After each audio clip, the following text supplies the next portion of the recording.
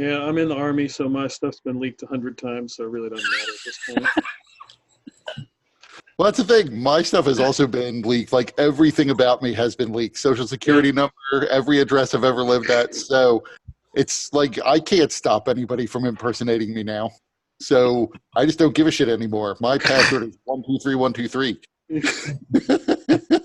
I mean, that's the definition of the credit bureaus. Your information was leaked to them by the banks. Data breach. So who wants to give a recap? Oh man, last episode was great. Shit went down. So it started off with Daggerface crime, and Lucirosi was a bit more irritable than usual. We were exploring in the hall. So we've only been really 2 rooms in the past 3 or 4 sessions. So we were in the hall outside of the second room we were in, and we were going towards 4 rooms and a couple of hallways. 5 if you count the upstairs part of the library. That's true. So there's the main entrance, the library with 2 floors, and then the hallway we are in. Right. There's also the armory and Aregia's office you've been in. Well, this was up until this point, so that's where we entered. We started. Hellweir tried ripping a gem off the floor, hoping that he could take it and sell it. It was a giant emerald. The echoes reverberated through the manor. At the great displeasure of the rest of the party, mostly Lucirosi. So Tacitus and that person's not in this world. sorry, man. He's barely even in the other world. Zarius and T-Hole decided to go to Reggie's office, while Lucirosi was adamant and were adamant about going forward towards the chapel. Surprise, he ran into the last Bodak, which almost wiped the party. That was a very long fight, where Hellweir died, or he became downed multiple times, and the Bodak was using him for life support. We eventually defeated the Bodak, and that's when kind of the cat came out of the bag, that Lucirosi let everybody know that he made a deal with the devil, or a devil. Daggerface at that moment started flabbergasted, ran at T-Hole with his axe raised. To be clear, T-Hole shook his head, but Dustin looked so bemused by it that I decided that Daggerface thought T-Hole was bemused by it. Then T-Hole screamed and took his axe and went after, or then Daggerface went after T-Hole with his axe. That I was bemused as T-Hole and as Dustin. I watched that scene, by the way, that moment last week, and it still cracks me up every time I watch. So T-Hole sits in the office where time is it's at a much slower pace than the outside. So he actually sits in for about 2 hours, whereas in the hallway time, it was about 5 minutes before Zarius came into Reggie's office. So Daggerface lets everyone know what happened, and Lucirosi goes into Reggie's office and reprimands and scolds T-Hole, and there was a great philosophical debate, which I will not recap unless you guys really would like to, because I'm sure we'll hash on it going forward. At that moment, Kajika was nowhere to be seen, and Luciosi goes to look for him, and he's sitting at the table with demanding a pitcher of ale. And everybody except T-Hole convene in the library. Zarius pokes fun at Luciosi, and then asks the librarian to come down, or to I don't know if he can come downstairs. He did come down. He So can. Yeah. He can now. Yeah, he's been Yeah, freed. yeah, he has asked to move around. So he came downstairs and tried to answer whatever questions we had. And then we sent him. He kind of excused himself after after the party was clearly arguing and with each other.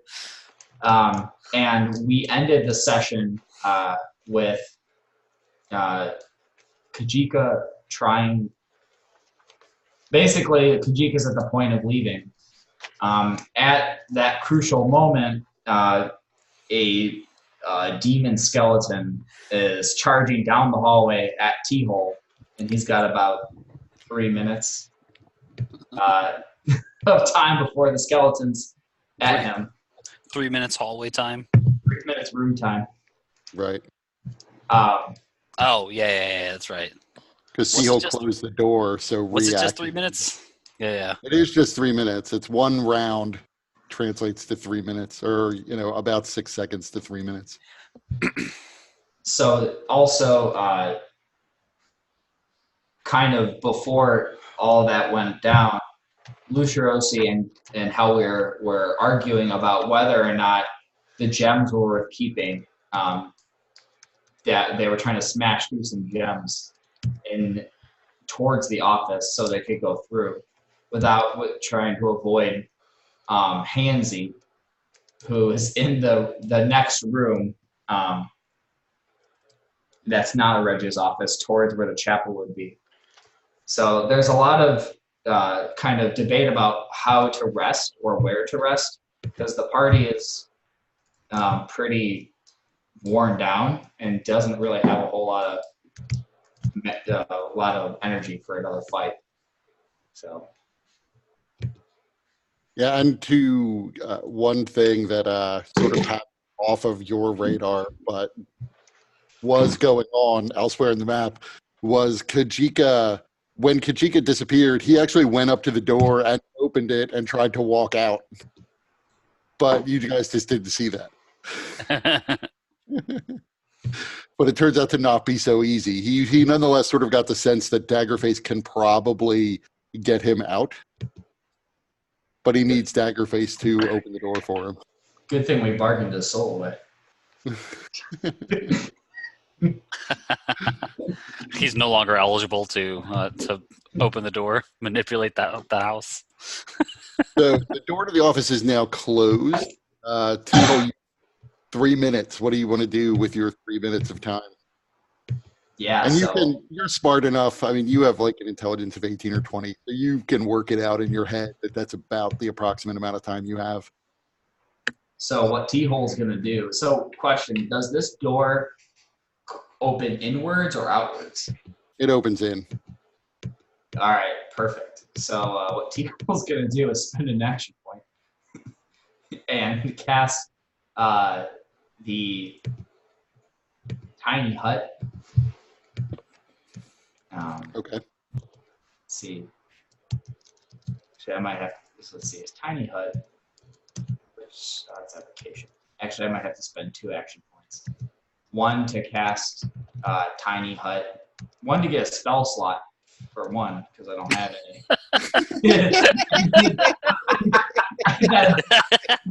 And then another to cast tiny hut with it, and not as a ritual. I guess just one to get this thing. Yeah. So I have to spend an action point to get a spell slot so I can cast tiny hut. Yeah, that's it. We maybe try, as is for Peter, maybe try logging out and logging back in. Can you not hear us? He not just in. can't get into roll 20. Yeah, roll 20 decided it's gonna suck. They probably got your data, man. Yeah, they did. They got it there. Somebody who got your data went in and changed your password. Yep. So they could take advantage of all that stuff. Right. There, Kajika, now. Yep. Good luck with all that. See, what I should have done, and I didn't think of it, was like the last session I had an extra action point. I should have done that like at the very end of last session. We'll do it now. So Okay. what I would do is position. Both of your action points and position. The tiny HUD, I mean, I'll say it's going to kind of hit a lot of the furniture, but I'll say you can position it if you want to completely block the door to like catch the edge of it. He still might be able to, you don't know, maybe chop through the door. I would position it in such a way that like is it a circle or is it like a pentagon? It's a hemisphere, so it's basically a circle. Okay. Yeah. So I would have it block the door so that he couldn't get in the room. But yeah, he could still chop it, and then I would just like look at him. I guess. Okay, so you cast this. You now know that you have 8 hours of time before this thing is going to disappear, unless you walk out of it first to dispel it. And with that, I'm gonna lay down and try to get some shut. Everyone else can roll initiative, except for Kajika, who can't. Don't forget to click your character. I did.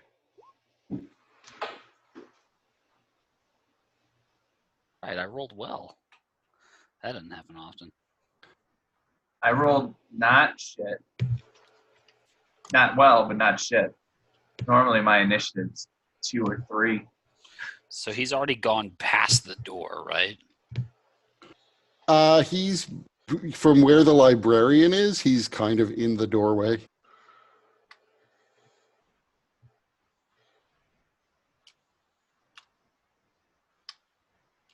I mean, because I can't see him, so just making sure. Like, do I even know?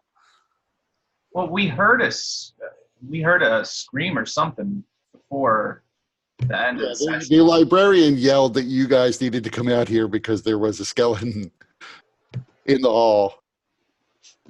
Yeah, so we're alerted to something going on. Those And we damn- know T-Hole is nowhere around, so it's not a large leap.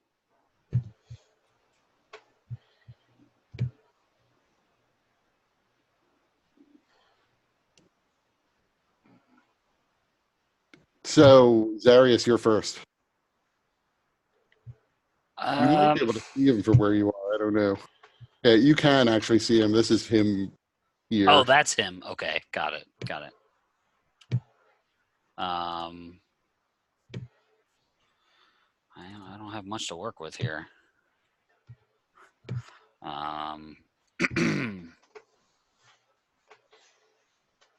And this table in the room is an obstacle. You could try to leap it, I suppose, or slide across it, but you have to go around it otherwise. So I have clear line of sight. I don't have to worry about cover or anything. Yes, you have clear line of sight. Okay. Let's see here. I think.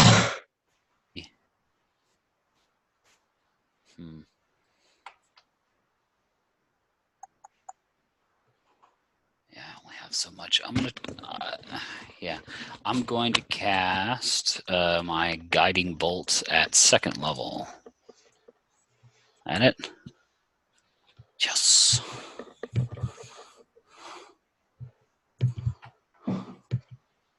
Okay, that hits. So that does that much radiant damage there. What does your guiding bolt look like?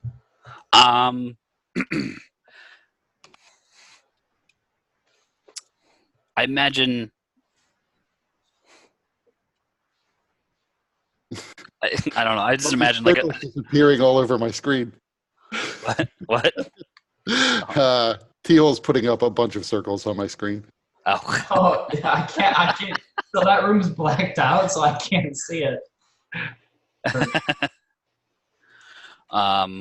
I just kind of imagine this sort of almost shining arrow that just launches from my finger, and it just streaks across the rooms and it strikes at him, and it makes him sort of glow. So the next attack against him has advantage, and maybe that'll draw his attention towards us instead of that direction. Okay. So it streaks across and hits him, and it pushes him into a wall somewhat. Kajika should go next, but since I assume Peter hasn't logged in yet. Yeah, I'm good. Okay. So yeah, it's your turn. I just rolled initiative for you. So is it this guy all the way down here? Is that who the bad guy is? All the way there? Yeah, I can get him. Yep. All right. Fire my pistol at him. I have no idea what just happened. Oh, good thing you have advantage. Yep. Because otherwise that's a misfire. Oh, yeah. That'd be appropriate. But that hits him. All right. You can see it passes through his armor. Okay. Not literally passes through, but. Right. Punctures the armor. Okay. All right. Second shot. Take that, you rat bastard. Also hits. All right. You see, some of you at least see that the mimic, which has been following around the servant, dashes through the door, kind of looking a little bit like a chest with legs. Oops.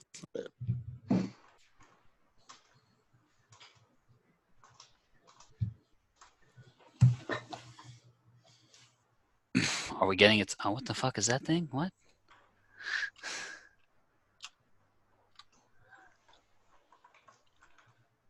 Have we seen one of these before? One of what? Whatever this is. I didn't see. What did you click on? It's a mimic. Oh, yeah. That's Chester the Mimic from the it's armory Chester. room. Okay. What's he doing? Is he attacking the skeleton? Yes, he is attacking the skeleton. You see a pseudopod lashes out and hits the creature, knocking it back a bit, and appears to be just stuck to it now. Your mimic friend's gonna die. It only had one hit point. Oh no. Lucia Rossi. All right. And you've got no more healing to help him out. Shock. All right. So 60 feet. If I take my double movement, puts me about here. I know I have to go over the table though. Is that just going to be kind of as difficult terrain, or you mentioned jumping over it?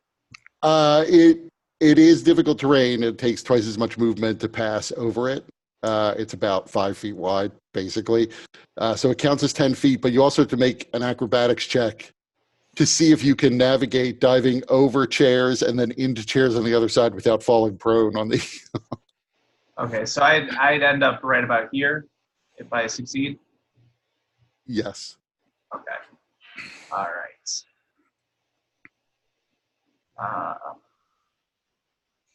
Athletics. It's acrobatics more than athletics. Oh. But for an action point, they'll let you take that roll.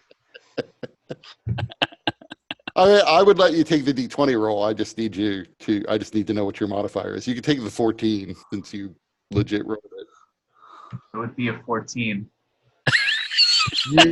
You slide across the table and nimbly weave your way between the chairs, landing on your feet on the other side. The table's scratched now.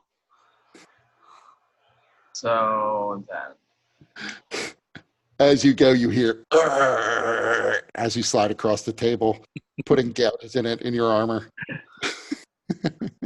so right here, right? Yep. Okay. All right, that's all I can do. And I'm not using an action point right now. I thought you were all in all the time. Just always reckless attack, always action point, always smite, always use my spells. Yeah. Can I spend an action point to lose all my spell slots? Well, to be fair, I'd have to use an action point just to finish the movement, and then another action point to try and attack. That's too many action points for me. Another action point to attempt to get all of your spells back. Just how was Dagger face. Expected that I might not ever have any more spells, because who knows, I might die. Or you'll be forsaken by Asteros. Yeah. Daggerface rushes forward, screaming, "Daggerface!" and then doesn't even get to the table, double dashing at the end of his regular movement on his short legs. The skeleton appears to be struggling against the pseudopod that's stuck to it, so it is going to attempt to break out of this hold it's in, which it does. It knows about him. It's actually, it begins to move over towards Lucirosi. That's what he deserves. And Lucirosi lets out a real loud roar. It used one of its attacks to break free from the pseudopod, but it is going to still swing at you and miss. So that's at least you got that going for you. Zarius, it's back to you. Ugh. Alrighty.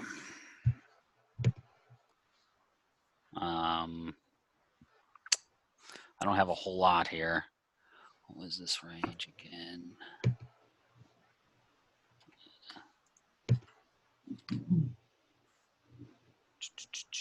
Gotta check my distance. I'm gonna go ahead and just do an old classic Sacred Flame. That is a dexterity save? Yep. Ah, fucker. So the flames come down for it, but it sort of does like a Matrix-style dodge, leaning backwards to avoid them, and then stands back up, sword still in hand. Okay. The mimic moves up behind it and is going to attempt to hit it again. It's going to attempt to bite it. Doesn't know any better. It hit.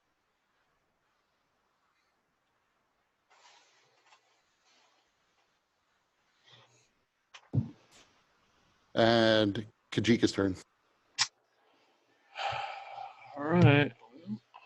You're now firing through Lucirosi to get to it, so it has +2 to Yeah, attack. not a problem. I'll take the collateral damage. That's fine.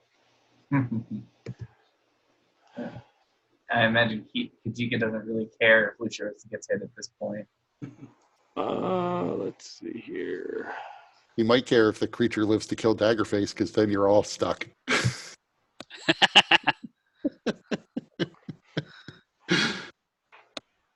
That would have hit, but firing through Lucirosi is enough to protect it. Of course. Of course. Yeah, of course.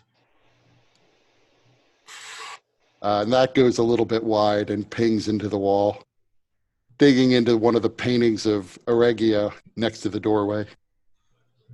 Lucirosi. All right. Attacking A Regia sword. That is one hit. Okay. And I will use an action point to take another attack action. There's the Lucirosi we all know. Yep. There it is. Also one hit. All right.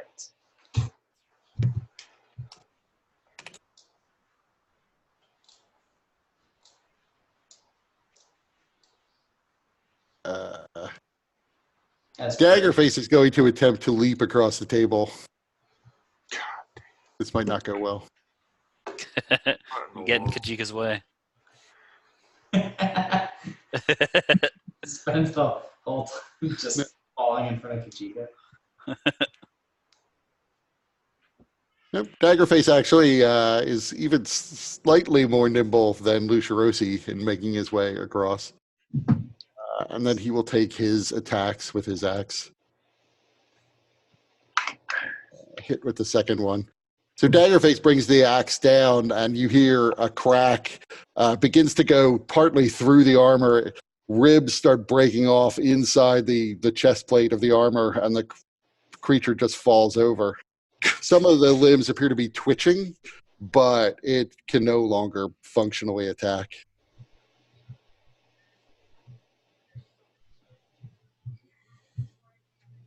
Well, if it's continuing to twitch, I don't know if we're still in initiative or not, but Luciros is going to continue to beat into it until it stops moving. So you continue to hack at it. We are out of initiative. You beat it, but you continue to hack at it until you're not sure that whatever is animating it is completely gone, but it has stopped moving. It may be because you've broken every joint. Well, I mean, if that's the case, if it seems to be sort of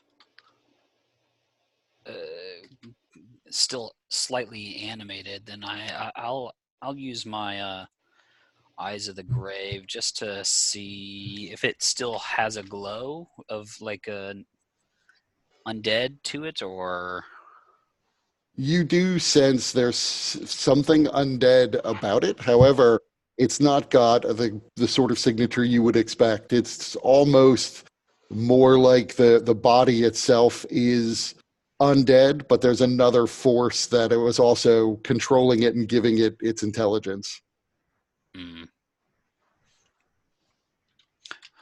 If I were to perhaps like Sacred Flame it, would that maybe help get rid of the body, like disintegrate it or whatever? From what you saw the last time, probably this will begin to disintegrate on its own. But yeah, you could speed it along. I'll do it. I'll hit it once. So this time it obviously can't dodge. The bones themselves begin to burn and crack. You see there's a almost like a burst of ash as the bones begin to just completely dissolve away into a small cloud that spreads out. From what you saw in the hallway when you beat these things before, it does look like there's a little bit of a stain of the ash, but whether it's these things naturally sort of decaying away quickly or something about the manor, you can't say. But there's absolutely no sign that there were any bodies in the hallway other than the bowed axe, which didn't seem to dissolve away. But this one appears to be well on its way to disappearing completely. All righty. Once Lucirosi is done pounding into the skeleton thing, and then after Zarius finishes it off with the Sacred Flame. Other than its broken armor remains.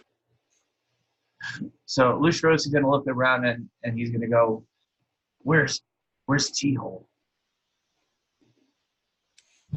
He was in the hallway. He was still in that room. So Lucirosi is going to run over there, then looking both ways, and then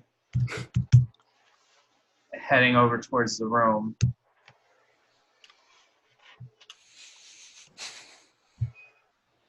So you head over towards the room.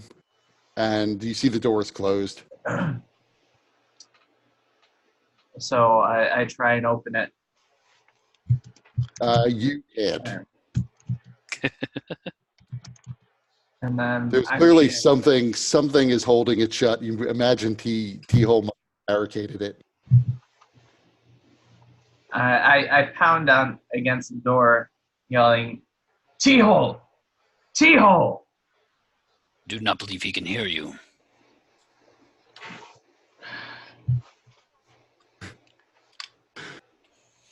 Yeah. You hear no response back. And I hear the pounding on the door. I thought literally that's what you were doing. We can't hear him. Are we even sure he's in there? What if he's not safe? None of us are safe.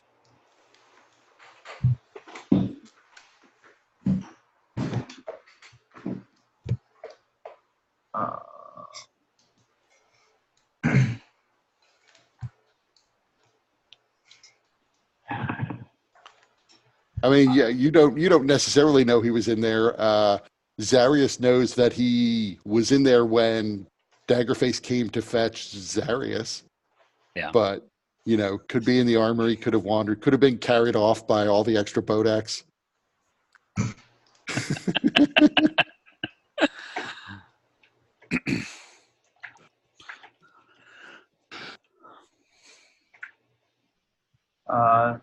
So Lustrosi would shout out to the librarian then, "Librarian, do you know where T-hole is?" So first of all, before he answers, just so you know, T-hole, from your perspective, maybe 18, 20 minutes have passed at most. And so, 20 minutes past. Oh, inside? yeah, where you are. Oh, okay. So you know that's less than 30 seconds outside. But you still got hours and hours on this tiny hut. Yeah, so about 20 minutes of hallway time is an 8-hour rest. So. Well, yeah, 20 minutes of hallway time is, but this is 20 minutes of your inside time. Yeah, 8 hours of your inside the room time is 240 hours of hallway time. I thought it was the opposite way around. Well, because the hallway time is like, it's 20. It's sped up. Oh. Yeah, I think actually I got that reversed. Yeah. 8 hours of your time is just 1/30th of that outside. So hold on, I did that wrong. Oh, I thought it was 24 times. It's about 30. It's actually it's not always 100% constant. I will say that. Did you generate a calculator for this? Is it like an exponential? It's not, but I have charts to help me figure out. So many charts.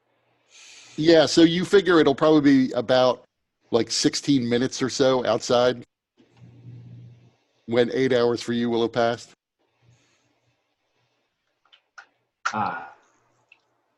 See, I mean, T-hole, so he, knowing that, he probably would have just, like, slept because he figured that they're not going anywhere for 16 minutes. I mean, we've been in the same 3 rooms for much longer. It is Lucirosi, though. Remember, he might just head off for the chapel. So, yeah, you can't open the door. You're not sure the T-hole is inside, but you know he hid here from Daggerface, so it's reasonable to think that he might have hid inside. Right. So Lucirosi will look to the rest of the group and say, "Well, so what do we do now? Can't open the door, so we don't know what's happening with T-hole." If he is in there, then he will likely return in just a few of our minutes. We still need to have a plan.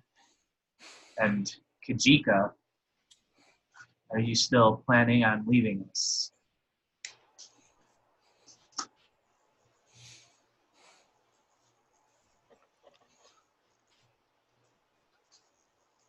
I'm not there. Oh. He's still in the front room. All right. Well, then I'll walk back to where everyone else is. So, and anyway, the librarian comes around since you called for him. Yeah, did you need something? Can you sense if T-Hole is safe?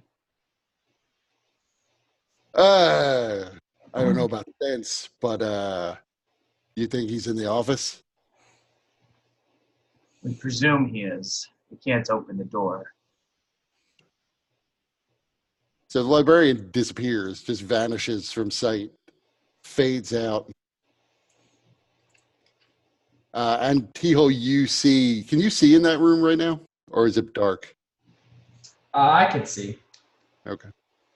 You see in the room, the librarian appears next to you.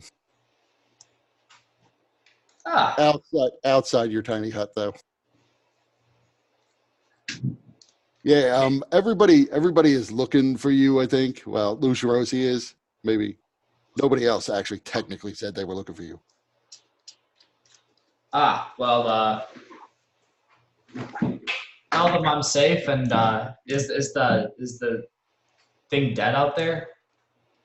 You know, it's a matter of how you want to define life and death, but it is no longer a threat. He is tapping on the edge of this as he kind of like circles around to the extent he can. It's nice, isn't it?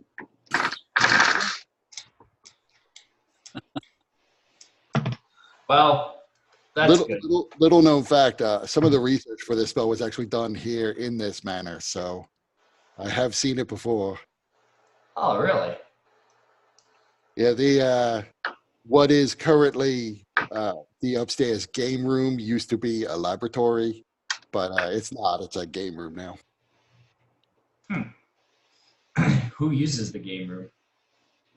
Well, it was kind of set up but for parties, like for people to come in and play some games and hang out. Sounds like that's where they should have been instead of the ballroom. Possibly. But yeah, one of the owners after Morning Cane had set up a game room. Another one set up a gallery. There's a bunch of people keep repurposing the rooms in this place over time. I'm surprised Morgan Cannon even had a sense of fun. That stodgy bastard. Well, he didn't have a game room. He had a laboratory. Ah. In fact, what is now the gallery used to be part of the library, and it used to be much, much more extensive. But yeah, that got all ripped out. So I haven't been up there since. Anyway, do you want me to tell them that you're just gonna be hanging out in here? Yeah, tell them I'm fine and I'll be out in about 10 minutes of their time. Or I'll be out in about 10 minutes. All right. So almost just a fraction of a second after you see him blink out of existence, he reappears. He's fine. He's just having a nap or laying down or something. He said he'll be out in like 15 or 16 minutes. I assume that's 15 to 16 minutes this side's time, that's you understand. Anyway, I'll be back upstairs.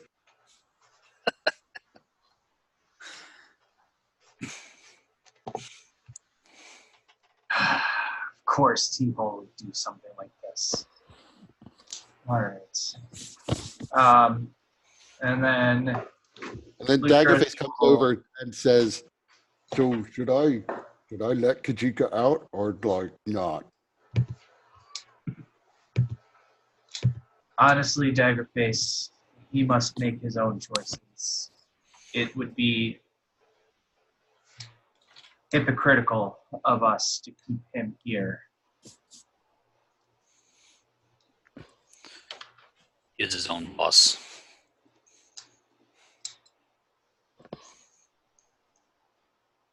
So Daggerface heads back for that room.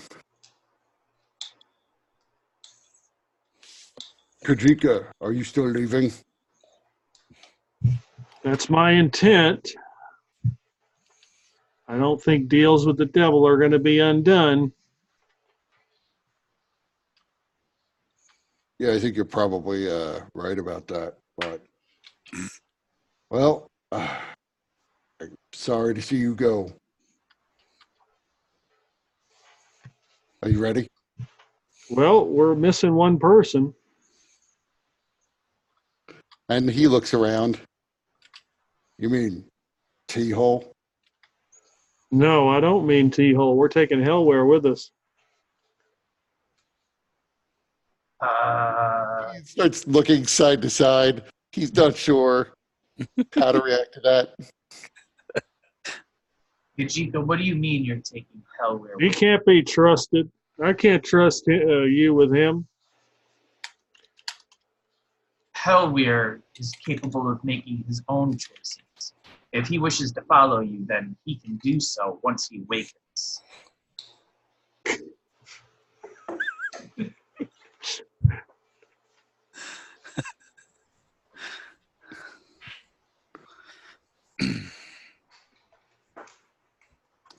Perhaps then you should wait till he awakes to make that decision.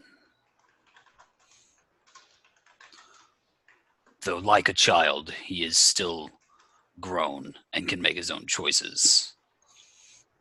Okay, so I walk over and kick him and wake him up. That surprisingly, that save. doesn't. Yeah, that doesn't wake up an unconscious person who was on the brink of death. You slap him a few times, try like cutting him, see if he'll react. Nope. Cut me, Mick! Cut me! Yeah, you figure. I mean, you've certainly dealt with enough injured people to know it'll probably be another hour, 2, maybe 3.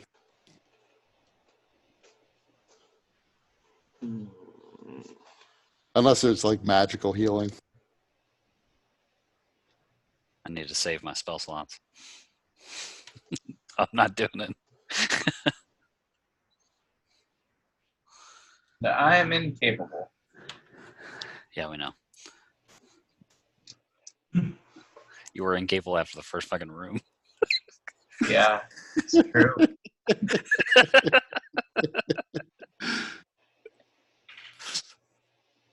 a second. Didn't we get? We got some potions and shit. But Yeah, still, I think I have a healing potion. I'll use it on him then. he'll wake up.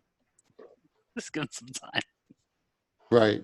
So I forget who got. There were like some healing potions in Kyotom's ointment. Well, I'm sure. Hellweir had some of the Kyotom's ointment. I know. Yeah, I'll just use his then.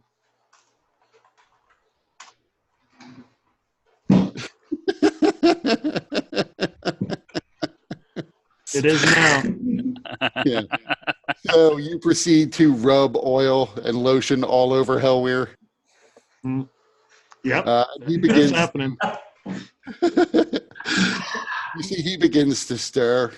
Get those hammies, they're real tight, I hear.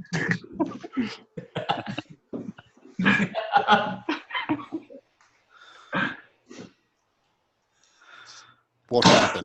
How did we get back into this room?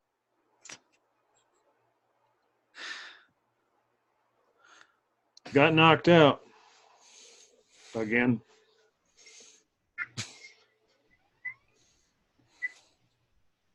This some sort of trick. I do not see how I would have been knocked out by that creature. Well, except for the fact that I was on death's door before we started fighting. But Lou Shirosi keeps dragging us from one fight to the next without letting us catch our breath.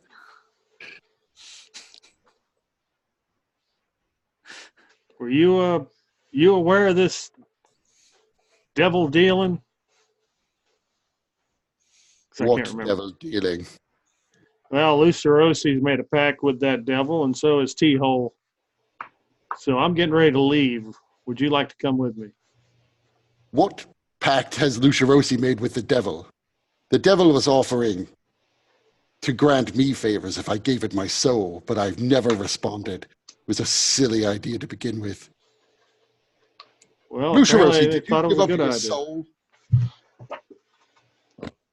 I did what I felt had to be done. I didn't know that Teeple had made a similar pact, but sacrificing Daggerface's soul instead of his own. So you've actually never seen this, or at least it's incredibly rare to see this, but Hellware just begins laughing, pointing his finger at Lucirosi and laughing. A paladin of Azeroth sold his soul to a devil in order to get a book for a tiefling. That is not why I sold my soul. That is not why I made this deal. I'm sure you think you have your reasons, but why would you give up something, the most important part of what you are? Because at the core of it, I am a soldier. I'm expendable. And if my sacrifice allows for a greater good to be done, then so be it. Well, that is the best argument I have heard for why I should leave. Because I am a soldier, but I am not expendable. And I do not want to be in a position where I am facing death or the loss of my soul just to survive and get a little bit of coin for this place. Besides, I wisely already collected these giant gemstones.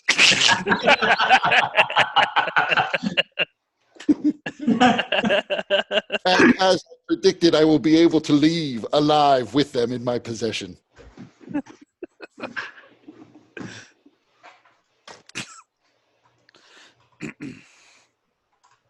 Where is T-Hole? Has he fallen? He's locked himself. He's locked himself in a room. And he stands up from the couch he was laying on, although he sat up when he woke up again. Kajika, I will leave with you. But first, hold on. And he walks over into the corner and begins hacking at this ruby on the floor. Okay, I thought he was going to piss or something. This one, because it sort of juts out at an angle, he's basically able to kind of, after some effort, break it off right at its base. So it is actually kind of a giant crystal. It probably would still have to be cut to be really valuable, but it is a large, solid chunk of ruby. And that probably takes him a couple minutes. So I'll say, T-Hole, your 8 hours have passed. So the hut begins to fade, and I'll open up the door and kind of like peek out. You see the dead bodies of the Bodaks at the end of the hallway, but otherwise you don't see anyone. You don't see the body of a skeleton either. So I'll sneak, because actually he said it was fine. The librarian said it was fine, so I would just walk into the library. So the upstairs part of the library, or which part? The downstairs where everybody's sitting at, right? No, everybody's in the announcement hall next to the door. Is the announcement hall between the library and the door open? Yes, it is. So I would imagine then I would see everybody, and I'd walk in. Okay, so you see T-Hole comes walking into the doorway. You come in, you hear, before you get there, I mean, as you begin to enter the banquet hall, you can hear the sound of metal hitting stone over and over again.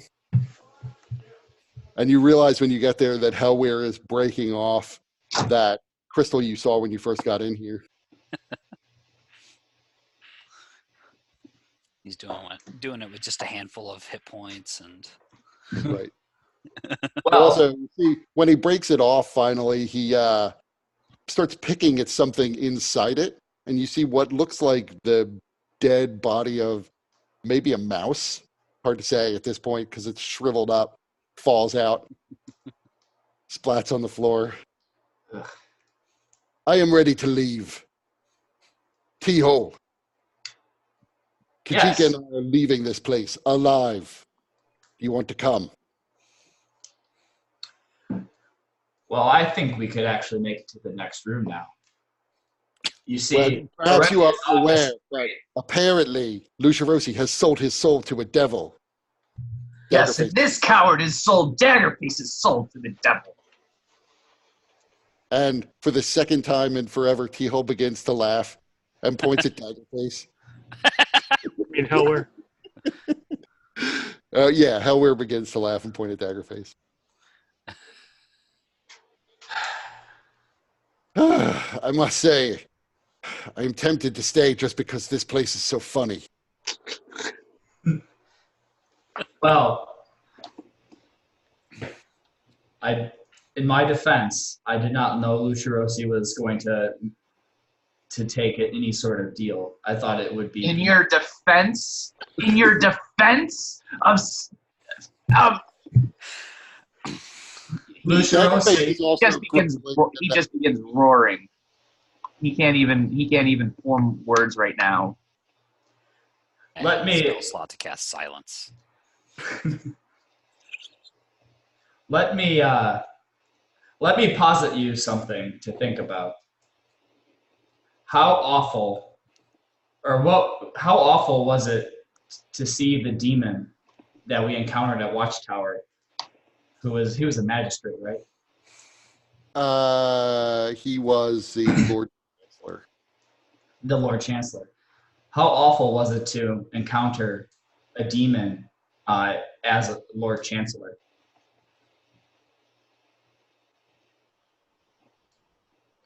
Someone who was in charge of an army, a city, and had political influence. Get on with your point, T-Hole. Well, how much worse would it be if a devil or devils had control of someone who was the emperor or had the right to be the emperor? So you believe because you have some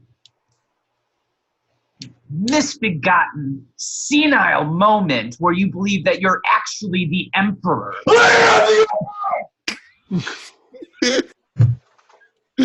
Yes, and what power, And I take such power that you have demonstrated, such command of forces.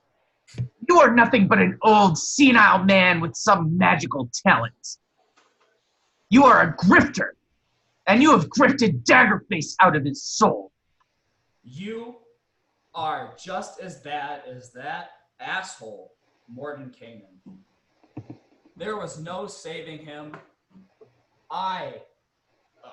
You both listen about the same. You both have the same ideals, and then Stop speaking as if you actually met Mordenkainen.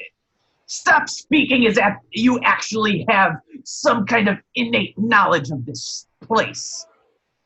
Of this place, perhaps not. But actually, Morton Kanen was my protege. I was his mentor. I knew him all too well, unfortunately. And his biggest weakness. And you expect us to actually just believe this? To believe that the person that created this place learned from you? Seriously, Zarius, So have you heard something so absurd? And T-Hole has said some absurd things. I threw, so I had the book, and I actually threw it at your face. I put the book in my pack, and I just chucked it at you. And I'm going to make some kind of check to see if I can catch it. What do you say, DM? You can make an acrobatics check. God damn it.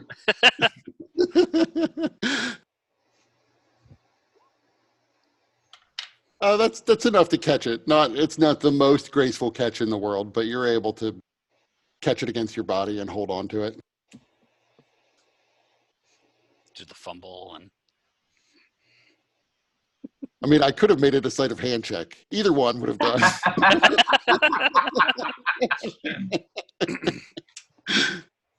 So you've thrown a book at me. maybe if you bothered to read instead of yell and point fingers, you would see what the importance of that book is. That is, in fact, the book that was bargained besides the knowledge that for Daggerface's soul. Dustin, are you a little distance away from your microphone? You sound more distant than normal. Can you hear me now? I think it's I because he can hear raised you. his voice. Yeah, it might I have think it been. equalized. It was like when you yelled, it did get quiet. That is true. Can't hear you at all now. Yeah, maybe I screwed up my equal.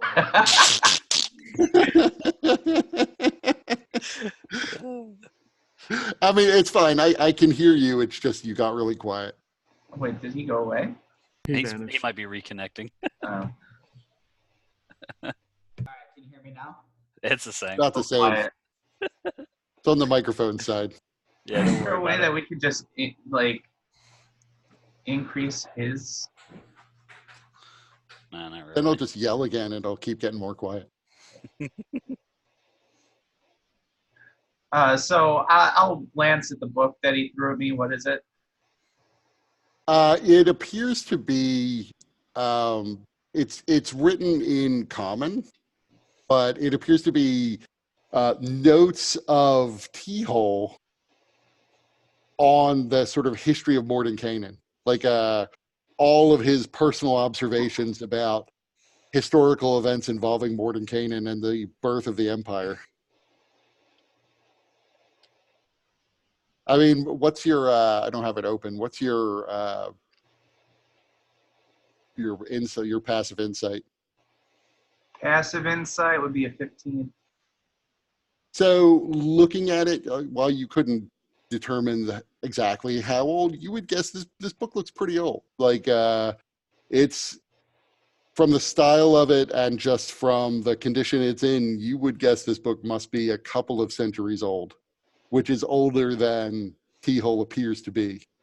But it certainly doesn't look, it would have crumbled to dust if it was just a normal book and it's 1,400 years old or thereabouts. So,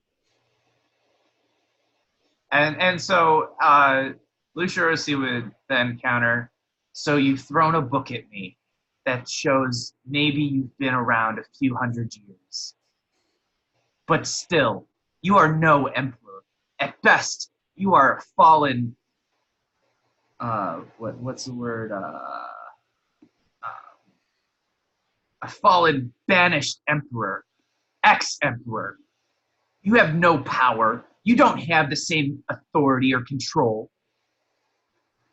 So your reasoning for sacrificing somebody else before you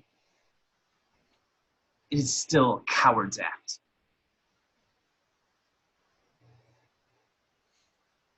We can't hear. I can't hear him. lost you entirely. T-Hole is stunned into silence by this attack.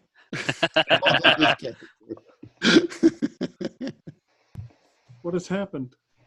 So Man, select your Hellweir says, you two bicker like old women. If T-Hole was smart enough to trick Daggerface into selling his soul, it's good for T-Hole. But I gather he still has some reason to be in this place, so Kajika and I should simply say our goodbyes and leave. Then go. Can't hear you. I will. I think you might have just actually blown out your microphone.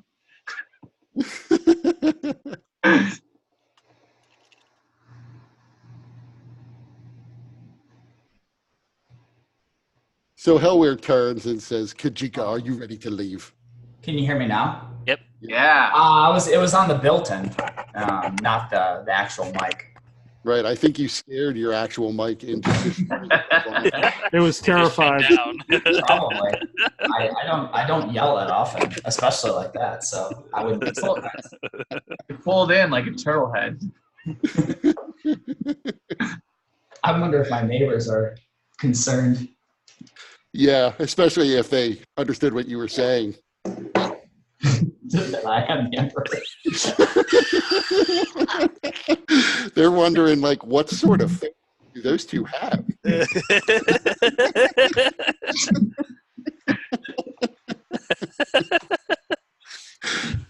Kind of freaky shit are you into? World domination. So Helwer steps forward and says, Kajika, let's leave. And then he turns and says, Lusharosi, I'll say hello to your god for you the next time he gives me some gift. But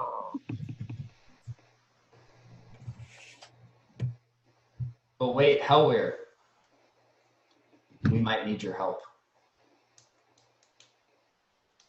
You're free to leave with me. Staying in here with these soulless beings is a recipe to die. Lusharosi will drag you into the next combat. You'll fall, and this will be your grave.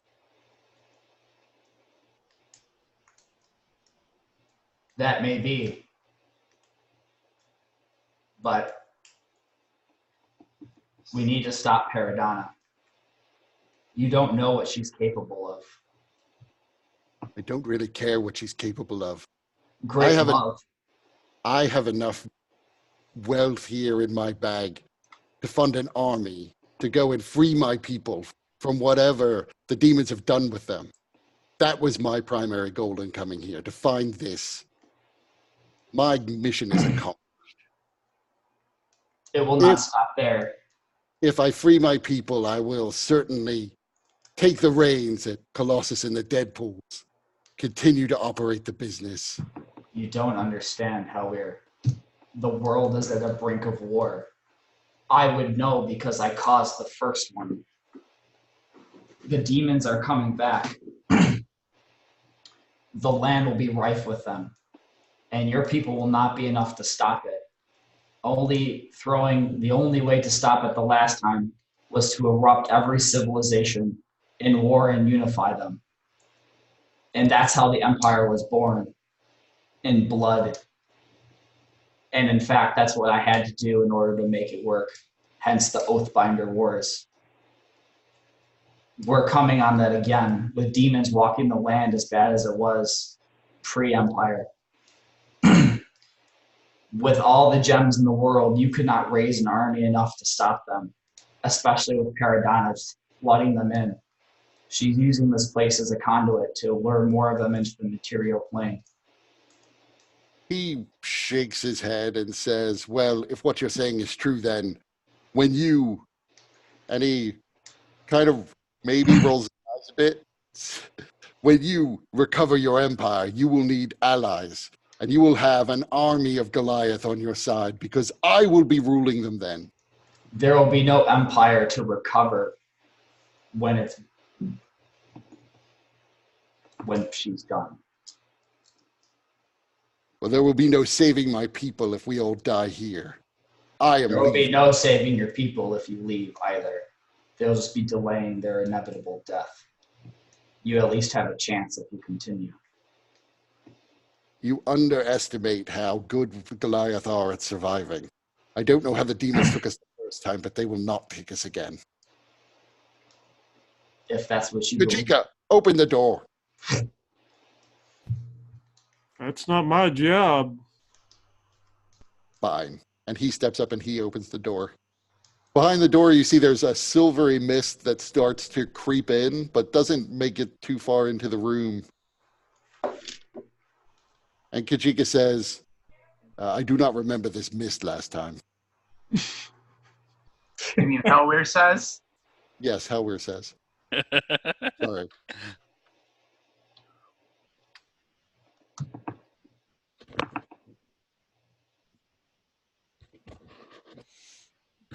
Hellweir closes the door, opens it up real fast. Same mist. Daggerface. They are set to leave.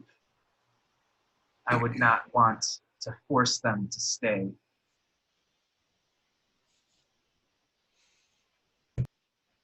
The Daggerface slowly starts making his way back over to the door.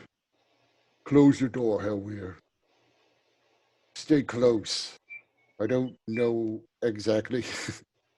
The whistling in the background was good. That's the whistle this dwarf makes as he prepares to go do some work. That I guess your soul is truly gone, Daggerface. Hellweir was our last hope.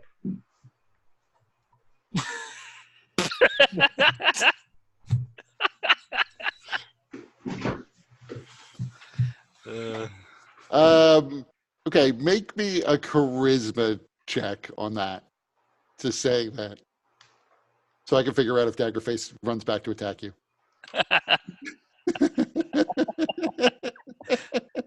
See, how does one do a charisma check in Just here? click on charisma on your character sheet.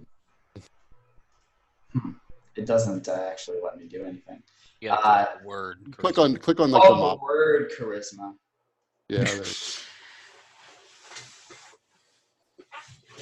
You see, he stops and turns. You can see in his eye that he is thinking about coming back over, but he looks at you and shakes his head and turns back. But really, We're gonna be stuck in and here. We're never leaving puts again. his hand on the Lucirosi door. Lucirosi turns and growls at T-Hole. Hold your tongue, T-Hole. fine. So he turns around again, puts his hand on the doorknob, and you see all three of them vanish. Before we get to leave, I leave take out the healing potion that I have and leave it on the ground. Okay. And I will say, I'll let them know that you're in here. We'll prepare for you when you exit, if you do.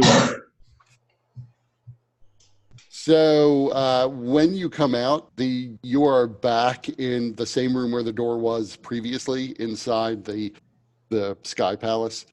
You don't see anyone in your immediate area, but you do smell smoke, and I will leave it at that. Okay, And- good. They're cooking. They obviously got a meal prepared for us, so that's good.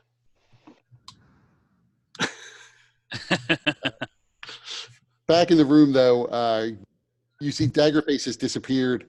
After couple of minutes, Daggerface reappears.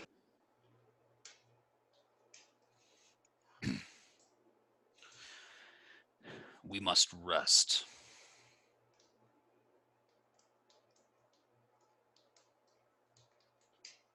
If your devil friend can look into rooms, then he can let us know if there is danger. Steel size. He mentioned that the chapel might have demons in it still. Which Librarian. is the best place to rest.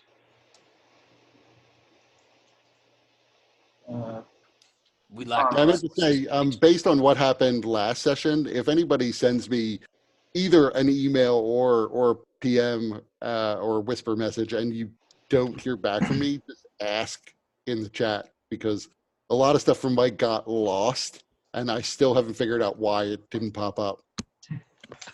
It actually, at least one message from you did pop up in the chat if I log out and download the entire chat transcript, but in my screen, it never did. No worries.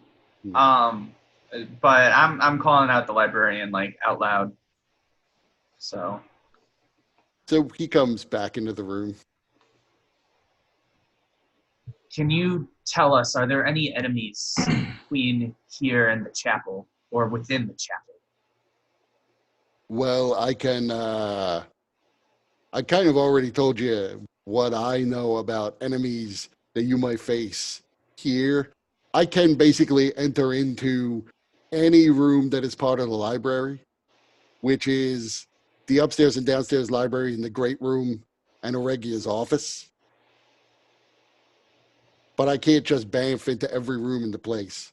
I used to be able to bamf upstairs, but it's no longer a library, so I can no longer go there.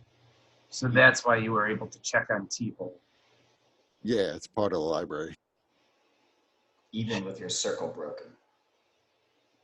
Yeah, I still have some of my powers. Like I still know pretty much the contents of every book in the library, but I can't just teleport at will to wherever I want in this place. Never really could.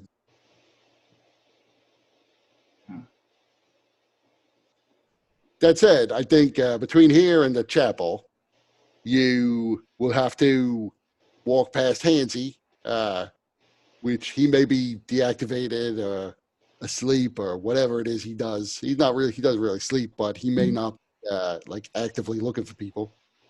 Inside the chapel itself, like I said, at one point I know that there were demons trying to desecrate the entire place. I still kind of get a sense that there's something holy in there, so they failed. But I also kind of think that maybe they wouldn't have given up so easy, so they may still be in there. Not that and you really would have to clear them out if they're there, because like I was saying when I was talking to you before, it's not so easy. It's not just you go into the chapel and then lay down, because the chapel is actually pretty accelerated itself. What you've got to Right. do, You have to open the door to the. Yeah. You've mentioned this to the Nexus, correct?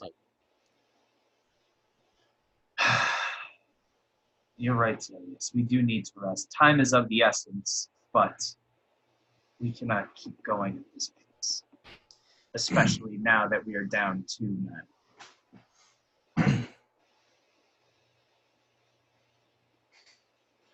I mean, this room is not so bad. If you close it off again, not so bad. You might Yes, lose a but couple of weeks outside, but not much more. You took like a night off, put your feet up. The prison's not so bad, not quite as good as this place, the jail cells. what about Regia's office? Reggie's office is a good bit worse than this place. If you spent, well, I guess right now it's not so bad, but I can't vouch for it because I kind of get the sense that people keep opening and closing that door. You try to rest in there, it's probably going to wind up costing you several months. Well then, I suppose we should shut the door and get some sleep.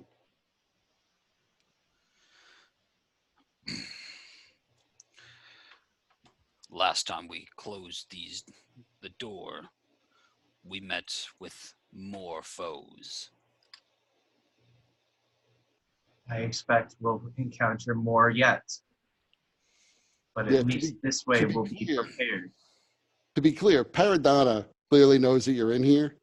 Paradonna's got a huge time advantage on you guys because where she is, she could basically plan for years in the time it's taken you guys just to have this conversation. So we best prepare. And So let's not waste any more time. And then Luciarsi will walk over and shut the door. I believe we should go to the office.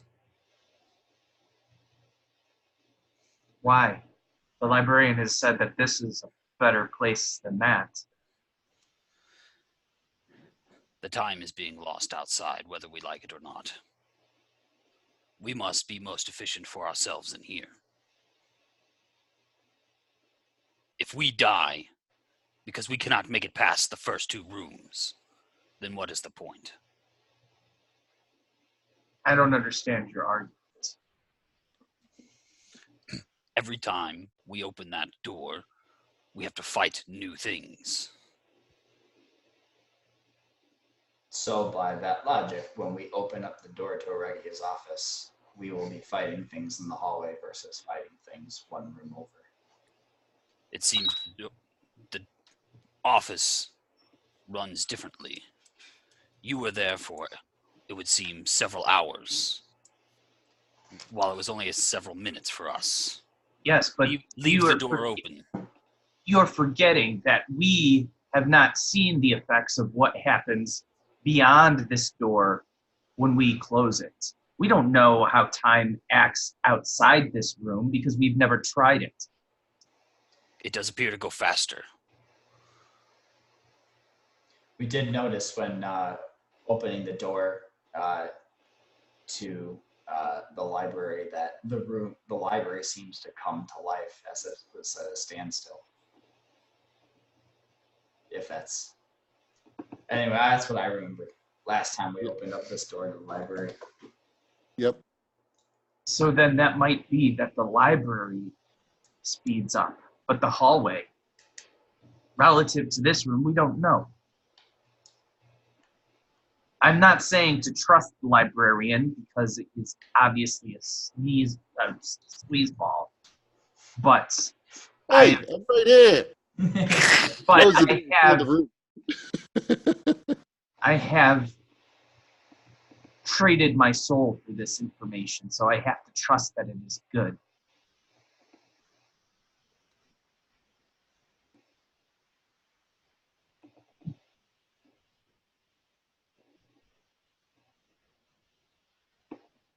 So T-Hole's just gonna like plop down on the couch and start pouring himself a glass of ale. It's just Perhaps then we keep the door to the hallway and the dining room open. That's fine. Minimize the time discrepancy. I had no plan on closing those anyways. The more doors that are open, the more that the time seems to unify throughout the open rooms.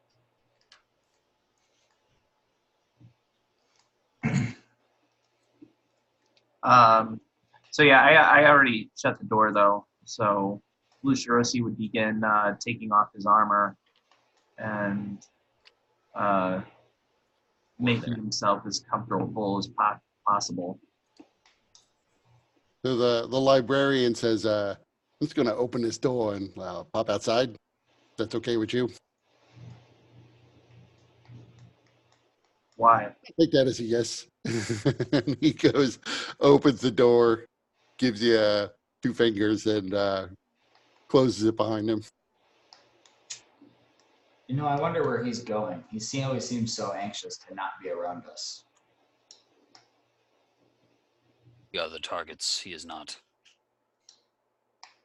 The deal that he made, he has to ensure that we are safe through the information that he gives us.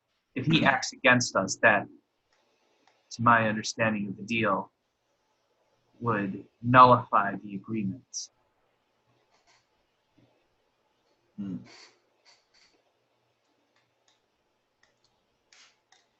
I wonder if convincing... That's my hope. I wonder if convincing him to come along with us is not considered a harm to the deal. And if he just happens to get targeted or to do work against us, we might be able to trip him up. However, that's not what the plan I thought I was thinking. It was a long shot, but what I was hoping, and he like looks around and he knows the door is closed. And he looks at the he's like, can I turn off like the entry orb? You haven't tried, but you could try. I want to try to turn off the entry orb. So touching the entry orb again and thinking about trying to turn it off, you see the purple glow around it begins to fade, and the swirling mists inside it turned a dark blue again, but it's no longer glowing. It looks like it did when you first came into the room. Great. So the contract forbids either anyone who gives their soul to bring any harm to The librarian, yes. So neither Daggerface nor Lucia Rossi can do anything to work against him. However, that does not limit anybody else from trying to help them and work them out.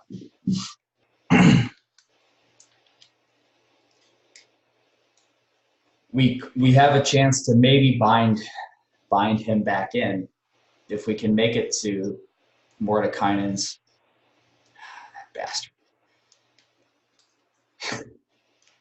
He was so pompous, he created all his own damn spells, including his special binding spell that he used to bind the demon in the first place. If we can get it, we can at least bind the demon back if we can restrain him long enough for the spell to take effect. However, that won't get the soul back. That'll just buy us time. When demons, or rather, when demons die, they turn, or devils rather, he just says demons and snickers because he knows that would upset the librarian. When they die, they turn into the lowest form. Slugs on the ground. Something like that. He would actually probably turn into what's called a lemure. There is one thing, I guess, slightly lower than that. A larva. Oh. Stretch or like stretch or demons. Technically. So Manor, the demon form of lemure, but there's a thing called a larva that's just like a soul that's waiting to be given some sort of assignment or devoured. So if we can bind him back to the manor, that means it's going to be a while before he dies. In that time, we can,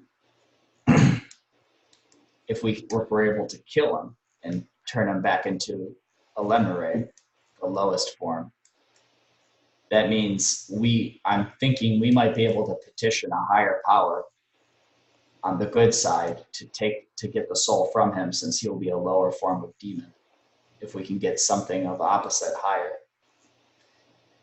Now, Lucia Rossi, I was hoping that you would be able to do that, or at least invoke Asheros to get help to do that. And since that didn't work, I was hoping by a long shot maybe Hellweir was holy enough to invoke a higher power on our behalf that would be higher than a lemure. But What am I, chop liver? or well, I was thinking Zarius, I was thinking of like Asheros, but I guess I'm not as familiar with Zarius's background. No, a real god, not that imaginary person you worship, Zarius. Yeah. But Tilo, even if we were to kill the librarian or do harm by him, that does not nullify the fact that when I die, my soul will pass on to wherever it is now meant to go by this agreement. Not if we can petition, we as in not you or Daggerface, as if someone else can petition on your behalf to get your souls freed from you. Since it would be a lower form of demon, it's not like we would have a better shot. We wouldn't have to look for as higher a power. You are thinking as if my soul is worth saving. I have done nothing but fail time and again. I have made things worse with every action I've taken. Perhaps since I have proven myself gullible, fallible.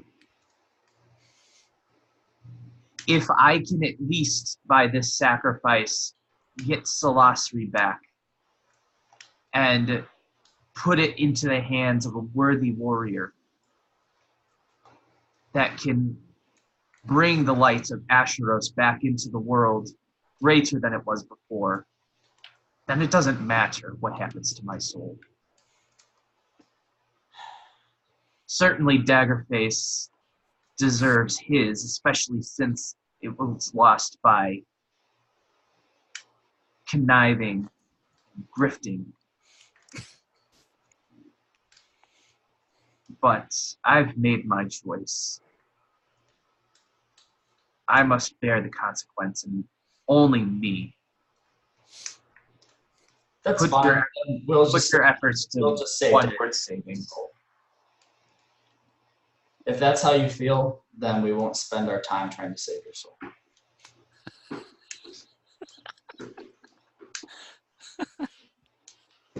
I can't convince you that you're worth anything. You have to convince yourself. And it seems you've already made the choice.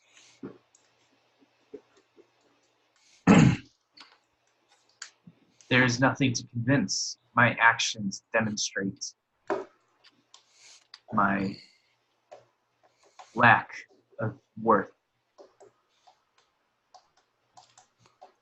Zarius, would you be considered a higher power? Where do you stand in your cult, in your God's Did you eyes? call me I cult? know. I like that. I like cult. I really hope T-Hole was like, where do you stand in your cult? I mean, your God.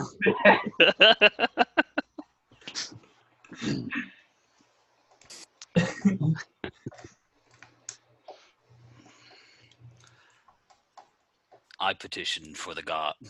I petition Osiris to ensure that those who deserve death receive death, and those who deserve life receive life. And Zarius will look over to Lucirosi and say,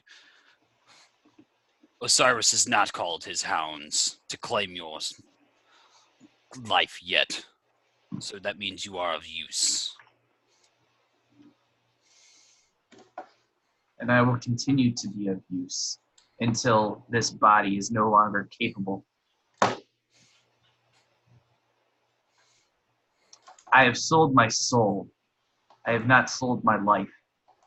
I can still make worth of this situation, even if I am without worth. That's true. I can still redeem myself, even if I can't reclaim what I've lost. I can still make my sacrifice worth something. I can still bring light to this world, even if I cannot walk within it. Well, you only live once, especially in your case now.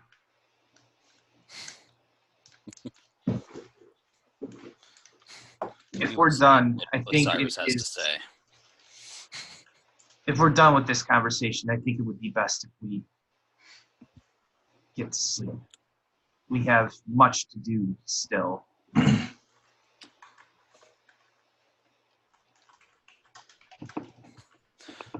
T-Hole, you're raring to go. You are well rested, full of energy. Yeah. Yeah, so I'll stand watch and I guess I'll just I'll probably pour over that tome or the journal, see if I can make anything else out, kind of poke around. Everyone else hunkers down, or at least Daggerface hunkers down. Lays out his bedroll, falls asleep almost immediately. Yeah, so does Zarius, actually. He lays down, props his leg up, and Lucirosi spends at least an hour in prayer before he goes to sleep.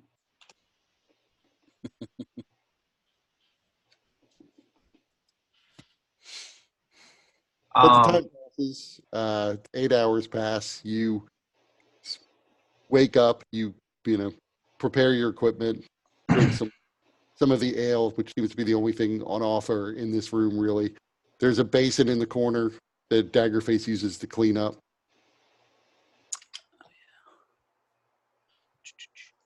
so we get our long rest in then. Yep. Sweet. I gotta re-prepare spells. That's gonna take me. So out of character, is Hellweir really gone? Yes. Brendan was that pre-planned? Yes. Well, it was discussed after the session with Brendan. That would be hilarious, though. I decided somewhere left, Brendan. Roll up a new character. In fact, I just assumed, I think me, Brendan, and Peter just assumed Kajika would carry his unconscious body out and everybody would stand silent. Nope.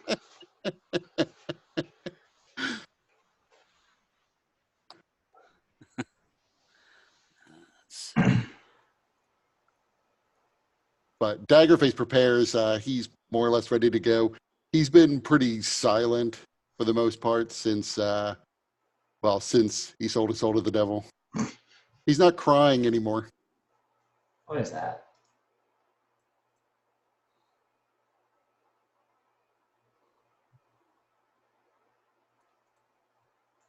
Where are we going to now?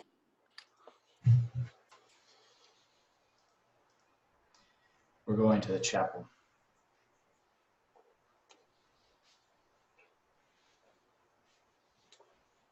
Shit! What the fuck just happened? I don't know what happened.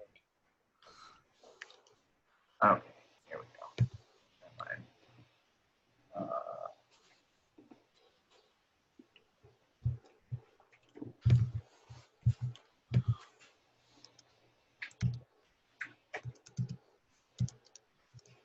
Just choosing my, preparing my spells really quick before we head out. Yeah, that's fine.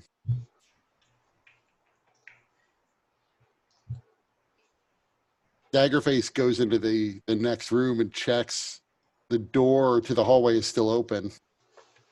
And he comes back in and says, it appears to be clear, at least in the hallway. I didn't actually, enter it. So there may be things I couldn't see. All right. One thing I'm gonna do is cast aid. So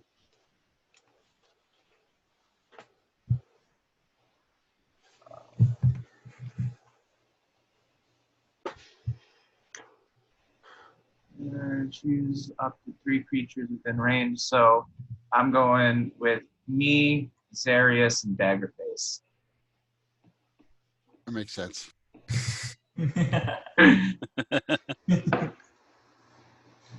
Technically, Daggerface is the one guy who can open the front door, so that's actually a smart move.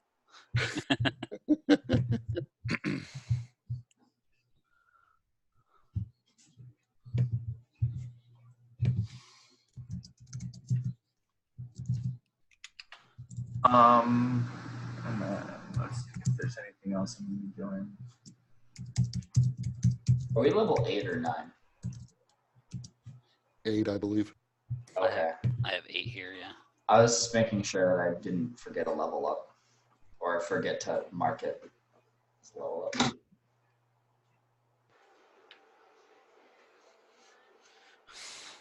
All right, I think I'm good to go. Actually, do you mind if we take, or I'm good. I need to get away for a second. So if we're gonna take a break, perhaps. Yeah, sure, we can take a break. Yeah, that works. We'll be back in 5. Good.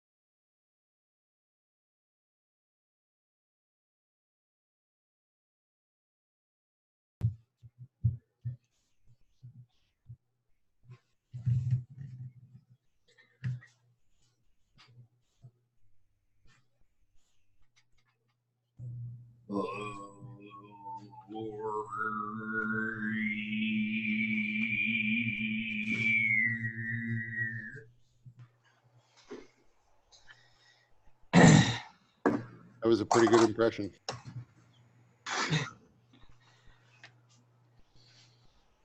Of what? Of like a didgeridoo. Oh, thank you. I've been working on my didgeridooing. I've been didgeridooing it in my free time.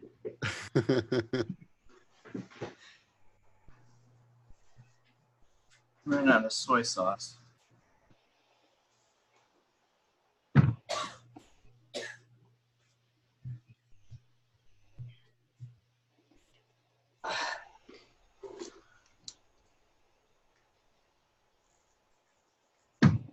Got your diviner, T-Hole.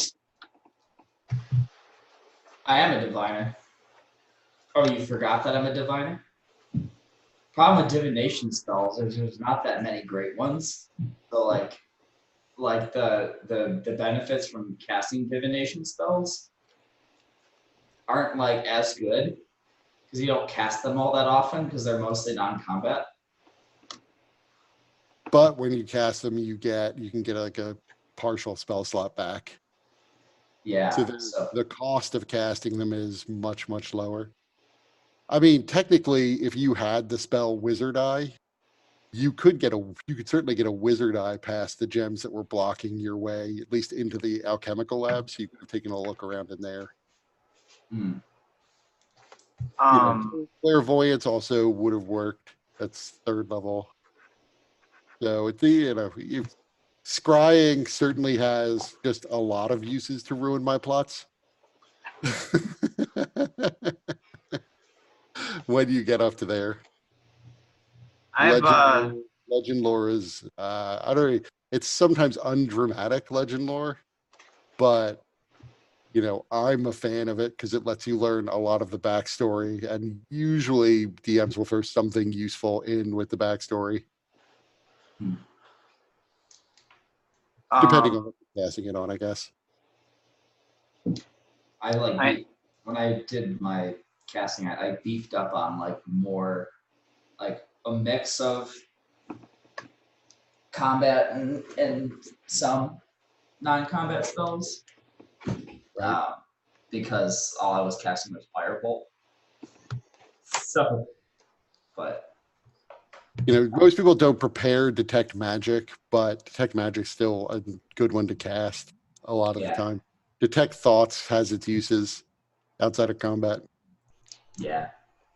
I have some combat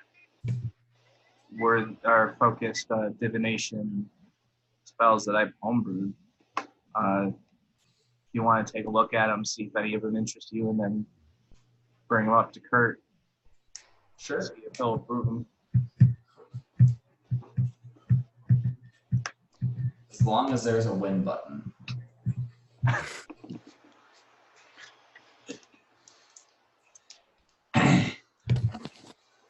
One that I really enjoy it's a higher level one, but it's a divination spell called Sword of Damocles.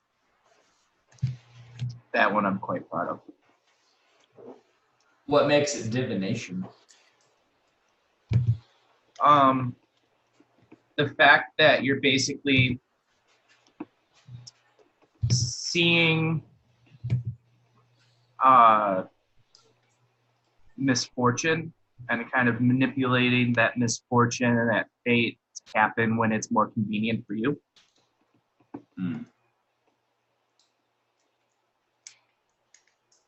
Just sort of what Portent is supposed to be. Yeah. Or at least that's one use of Portent. Right, but this one does damage as well, which is why it's a higher level one. So we're all back. What do you want to do? All right, well, now that we've rested, Lucirosi, after putting back his armor on and everything, would suggest, I still think that we should go to the chapel. The librarian has said that if we can secure that area and open up the hatch to the Nexus, it can perhaps stabilize the time differences between the rest of the rooms. I don't think it'll be immediate, but I think it would be wise to take the guesswork out of what we're going to expect in terms of these strange time fluctuations that we're working against. That makes sense to me. Let's go. Say again. Did you not get what I said, Tony? No, not quite.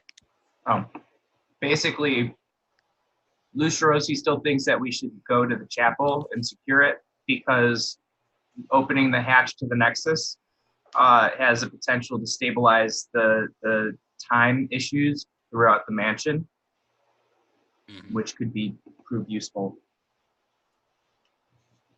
Sure. This works for me. So feel free to start moving yourselves. You never actually knock down the gems at the end of the hallway. So your path is still blocked by these two enormous gemstones that stretch up all to the ceiling. So basically, before I start moving, I'm going to cast Locate Object, and I'm going to cast it. I'm going to cast it on the horn.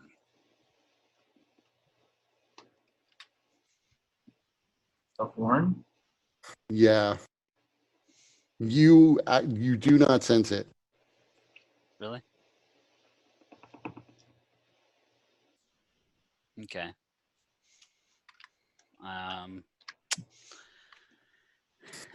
So it is not within 1,000 feet. Right. Or there might be too much stuff blocking the way.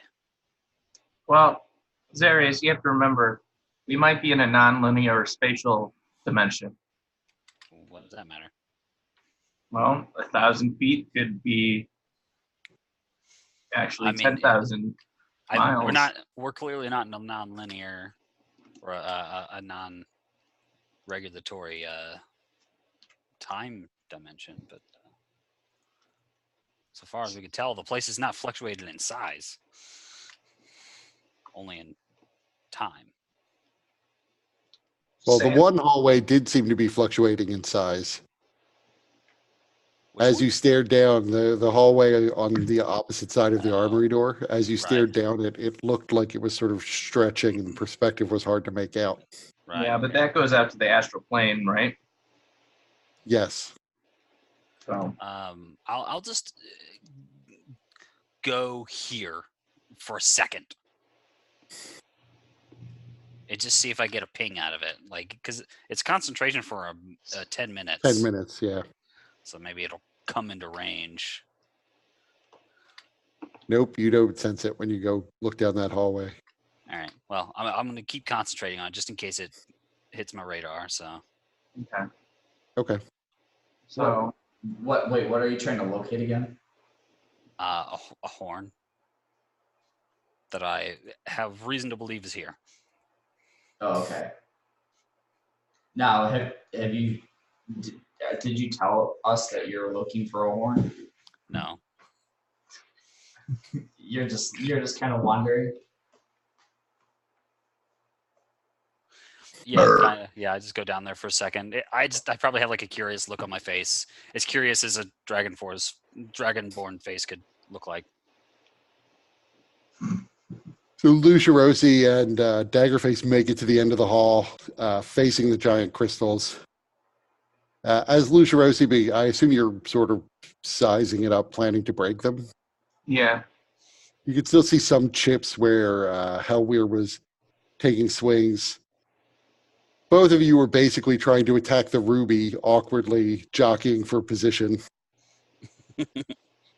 But as you do this, you hear a door open as Daggerface has opened the door that's behind you.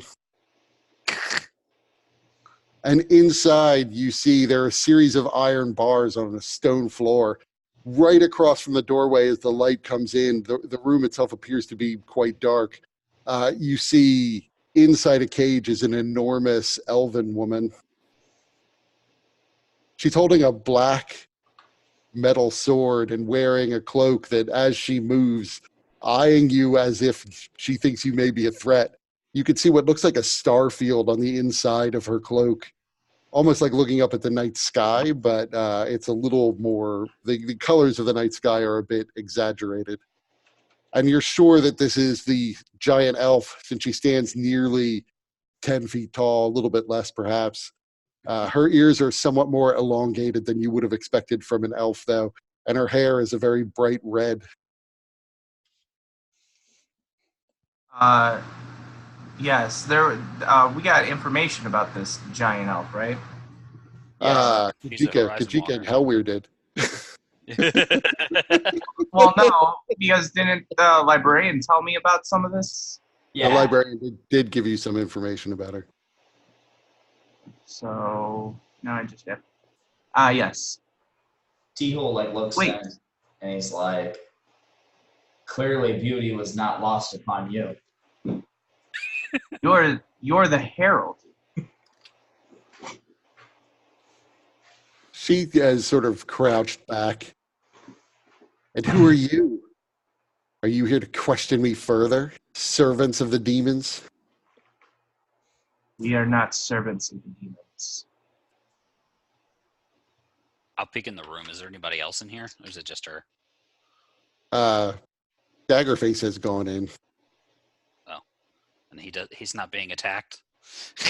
No, she's still pretty much pressed up against the back wall. Where's our torch? You probably didn't drag it with you. Yeah. Now that you're inside and the dim light that's spilling in from the hallway, you can see this room probably was pitch black before. At the far end, which I'm not sure if you can see now or not, given that there's no light coming in. I see a little statue. I brought my torch in. Right. You see there is a statue at the far end outside of any of the cells. There appear to be 3 cells in here. A dead body is sitting in the 3rd cell. The 2nd cell appears to be empty. The statue at the far end seems to be holding an enormous mirror. And as T-Hole pokes his head in, there's an image of a man in the mirror. He appears to be human. He's probably about 30-ish years old. He's looking pretty haggard, almost a little bit desperate, but otherwise fit and healthy.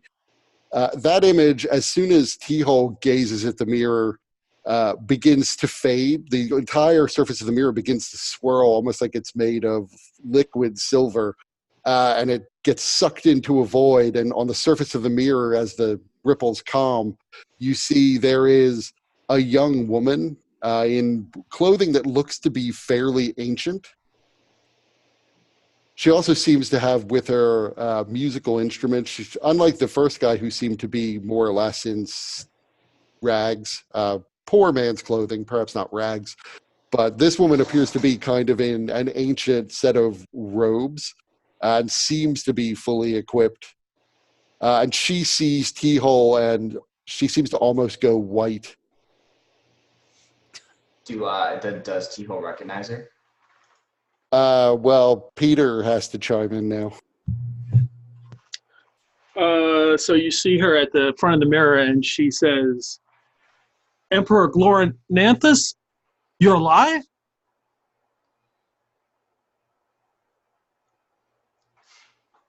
I'm not Emperor Glorananthus, that traitor. I'm Emperor T-Hole.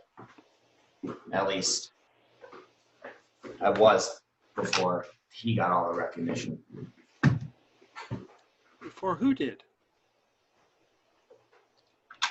Gloranthus. Yeah, you look a bit older, though.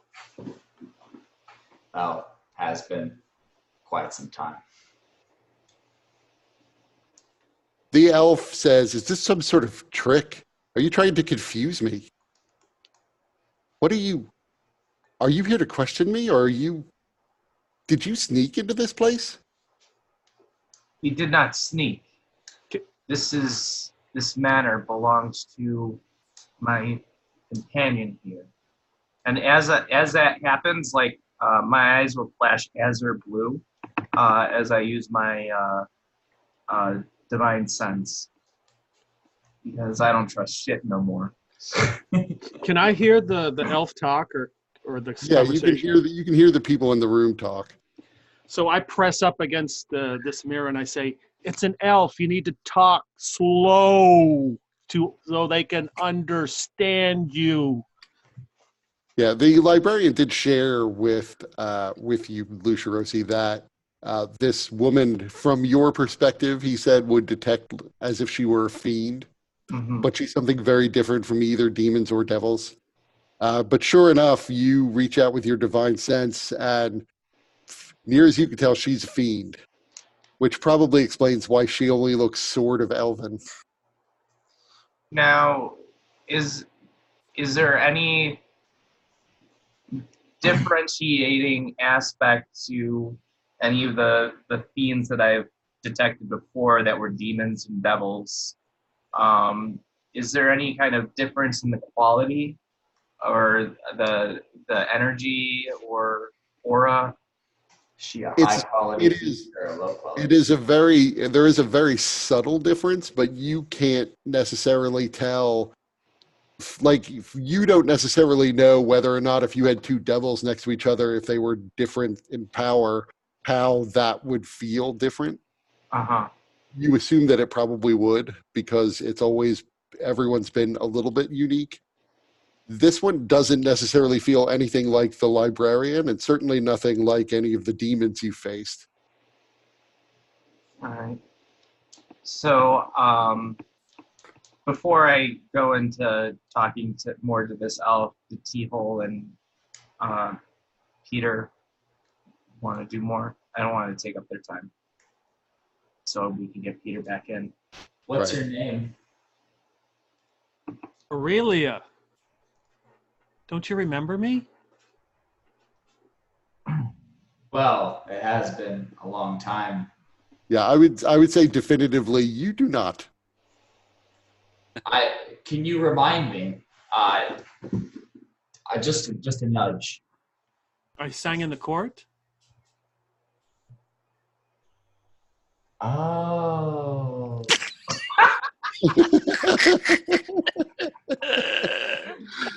I never paid much attention to court. Unfortunately. That's probably why the empire fell. Well,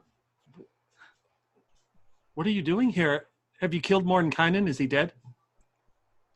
I would love nothing more to get my hands around his throat, that prideful bastard. Well, let me out of here, and I will help you kill him. How did you get in here? The servant, he was talking to me, and I looked into the mirror, and all of a sudden, I was in there. What's in on the other side? And I try to see around her. The mirror itself is being held up by a statue. The whole thing appears to be quite heavy. The mirror itself probably weighs 50 or so pounds. Just from the size of it, it's nearly 4 feet tall. It's ringed in metal. So, yeah, it's a pretty substantial mirror. It's being held by an even more substantial statue. I meant more if I was trying to look around, around her. If I could see if there's anything behind her, not behind the mirror. Oh, her image appears as if it's behind you. You could see your image in the surface of the mirror. She seems almost like she's standing over your shoulder and behind you. But you see a reflection of this room. Her image is perhaps a little bit fogged out. Zarius will call down the hallway. Servants! Just trying to get his attention down here. So you call down the hallway. It probably is actually going to take him a little bit of time to get to you, given where he is.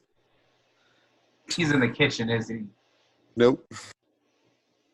But he is not super, super fast. He's resetting all the traps.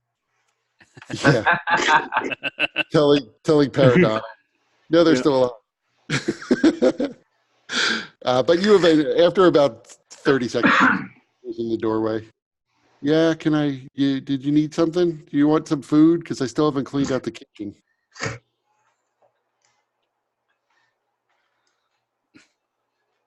this woman in the mirror. Can she be removed? Yeah, sure. I mean, if you want to. She broke in here, though. I wouldn't let her out. She's probably a thief. I think she came to kill Mordenkainen, if I remember. She Did you sounds come to kill useful. Mordenkainen? Yes, that's exactly why I came here. I told you that.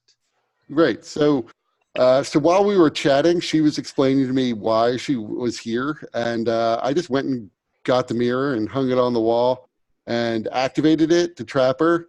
And ever since then, we've basically just been using the mirror to, keep people. Did not work on this one, as I point to the one in the cage in the jail. Well, nobody asked me to put her in the mirror. I could do it though. I'm gonna have to drag the whole statue out. And he starts to No. fly over towards it. I grab him.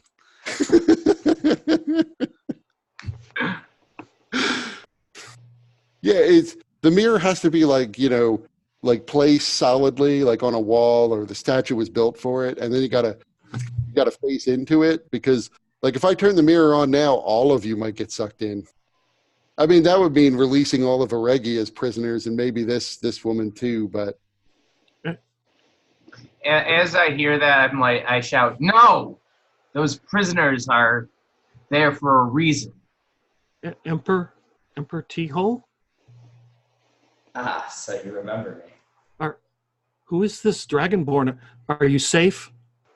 Wink twice if you're safe. Wink once if you're not. Okay. I'm quite safe. This is Zarius. And He has Lucirosi. He has strange markings. Who is his god? His god. Cyrus. I just knew this. Well, I'm still learning this, but yes. And you've come a long way. We would have burned him at the stake back in the day. Times are a-changing. Mm.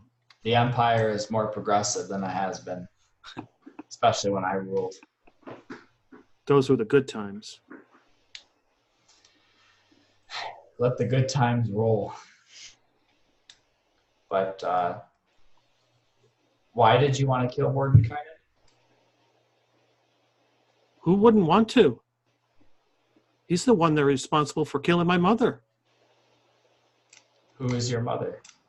You don't remember? Humor me? She was the official food taster, Ah. and your food was poisoned. She died. How could I forget? Like you said, it's been a while. You've definitely aged. Yeah. Well, suppose we should get you out of there. If we Yes. can find a way to release you and not the rest of the prisoners. At that point, Lucirosi will tell the herald, "Hold on, we're not done," and walks over to the mirror and T-Hole. Oh, what's that? It looks like a big fluffy lion. What's your name?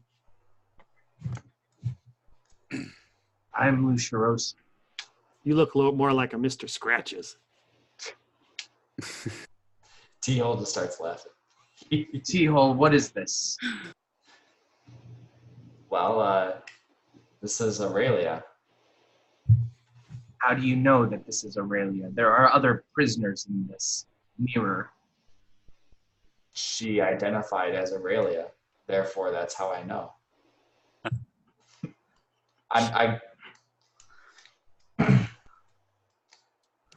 That was not on the list of prisoners that the librarian specified. No, but those prisoners have been in this mirror for God's knows how long? The gods do know, Mr. Scratches. They do. Yes, but we don't. And they are likely insane and would say anything to get out.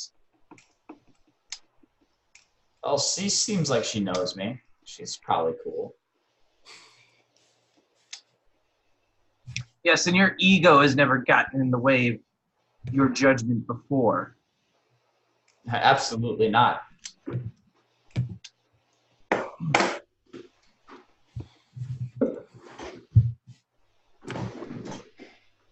I think we should release her. I Why? don't know if it's a good idea. I guess Mordy Canon's not here anymore, so Why? I'm confused. Why Are would these we the release Regia's her? prisoners, or are these Morton Canaan's prisoners? you know from what you heard from the librarian that Auregia had 4 people in here, but that the mirror really should hold 5, and he never figured out why it wasn't holding more than just the 4 she put in there. Hmm. So he didn't mention an Aurelia though. Yeah.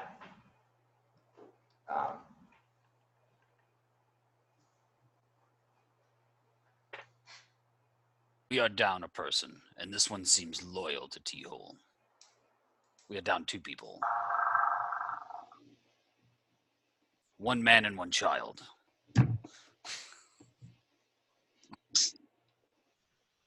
How do we even know that we can trust this one? How do we know we can trust you? Because we have fought side by side for quite a while. And I did not think you would make a deal with the devil, and here we are. I say we release her. I vote no. No one asked you. Is there a way to release only her and no one else? Yeah, sure. You need to know the command word to release her, but it's possible. Perfect. Yes, and I know the command word because I listened to the librarian's words. Whew. I don't really know the password to let people out, so I was a little worried there for a second that you were going to ask me for it. But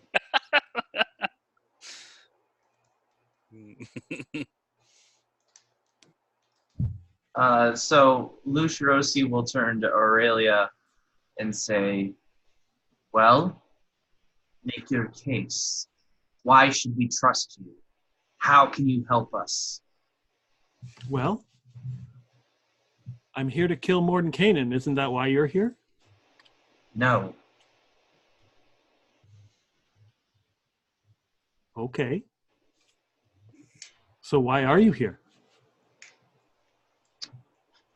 To deal with Paradana and her forces, as well as to use the resources of this mansion. Paradana would be a name you've never heard of, or Aurelia's never heard of. Emperor T. As well as what remains of a Regia who may still be here. Emperor T-Hole, why are you here? Stop my ex-lover from destroying the world. Then I am here to help T-Hole do that. Then why should we believe you? Why wouldn't you? Look at this Yes. face. Daggerface is like, wait, can we back up for a second? Ex-lover? We just gonna let that one go by?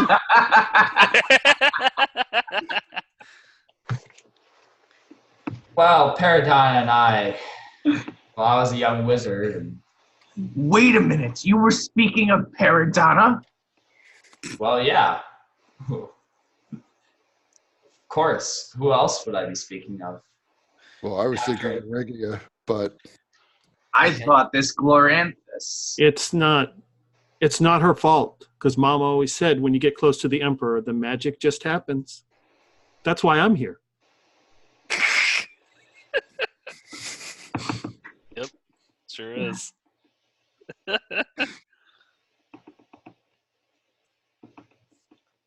We are going to discuss that in more detail later, T-Hole, and why you failed to mention this before now. Oh, You I explain didn't it. think it was important at the time. But wait a minute. Are you my child? Aren't we all your children? Well, that is true. You have I a am point. not his child.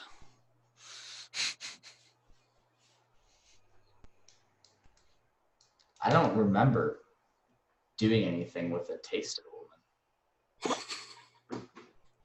I feel like that would have left a good taste in my mouth, or a bad one depending on the night. Anyway, we need all the help we can get, so better her than the other 4 people that we know of who don't really seem like they're worth releasing.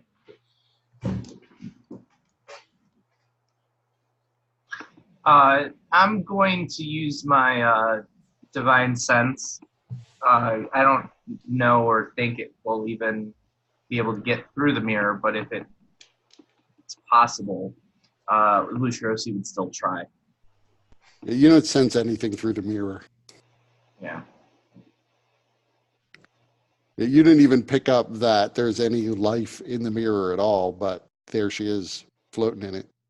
Mm-hmm.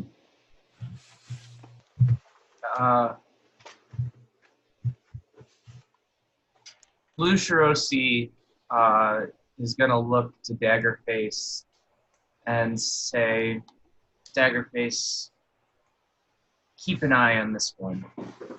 It's true that we need people to help us, but I have yet to trust this one. She seems to know T-Hole, though. And T-Hole, you are vouching for her? Yes, if she is not who she says she is, I will personally destroy her. You've already transgressed once by sacrificing Daggerface's soul. Do not allow for another transgression.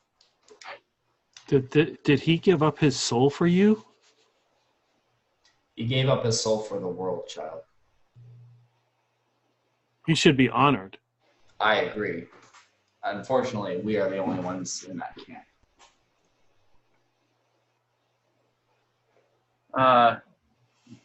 T-Hole then growls, Luke's Eudyces Tay.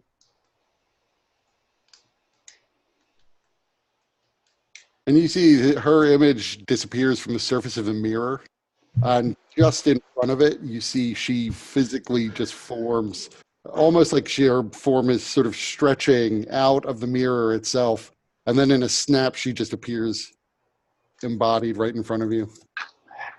And in that moment, I'm going to use my divine sense again.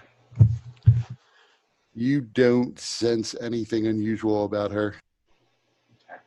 So you see her. She's got clothes of the time with like ginger hair with it's in braids with like silver in it, and she has a banderay she takes out and starts strumming, and she starts dancing around. Don't worry, be happy, and don't worry. And then she goes over to Mr. Scratches and tries to scratch you under the chin. Don't worry, be happy. He would slot away her hand. And then I go near the Character picture, you really may have to watch Frozen just for all the songs. And then I stand near the elf and say, don't worry, be happy. I don't know why you're insisting on being so mentally challenged, but please just let me out of the cell. I need to return. There's too much going on here. No, you're much safer in the cell. You could hurt yourself if you get out. Aurelia, that's Yes. enough. Yes, Mr. Scratch. Okay. What is Harold. wrong with her? Has being in the mirror in some way affected her? Harold, I think it's best that you worry more about yourself at the moment. I'm sure that you overheard our conversation at the mirror. I It's certainly what we are did. doing here. So good If to be you out of wish that to mirror. stop Paradonna, then your best possible decision would be to free me. If I can make my way out of here, I can bring forces to bear against this manor. Although I admit I don't know the way out. Going back through the astral nexus might prove difficult. Don't worry. Where is the astral nexus? Don't worry. It's a little difficult for me to even know that, but I believe if you follow the corridor outside this place around far enough, you'll reach it. I was attacked as soon as I entered the manor and dragged off and thrown in this cell. I've been waiting for someone to come and question me, but there have only been a few demons who've come in. Not very efficient at interrogating prisoners. I think I learned more from them than they did from me. But I did have the scars from the encounter. Can I do an insight check to see how truthful she's appearing to be? Sure. Yeah, I feel like Zarius has probably been watching her the whole time.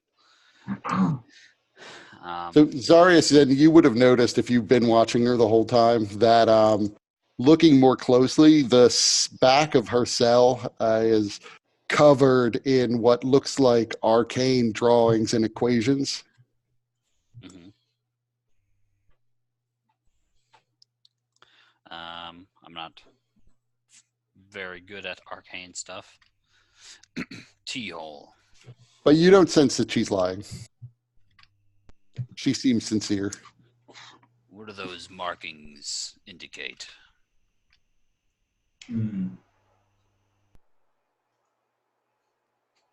Do I recognize any of them? Give me an Arcana check.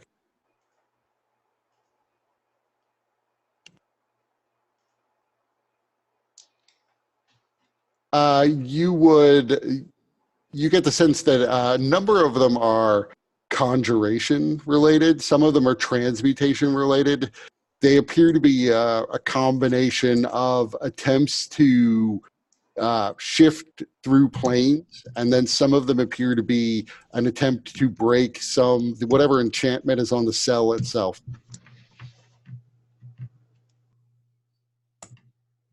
It seems like they're runes that were made by her in an attempt to get out of the cell. So Harold, what have you learned while you've been here? I've learned that Mordenkainen inadvertently created what may be considered a portal between, well, virtually any plane and any other plane. Assuming, that is, they can manage to direct this thing through the astral plane to an intended destination. It seems that's been the crux of their problem. And Paradonna, if that's the name you're using for her, the demons refer to her as Silke. Paradonna has been working on this, they say, for nearly 10,000 years. Does that name Silke ring any kind of bell? Give me an intelligence check. Not religion? Nope. Okay.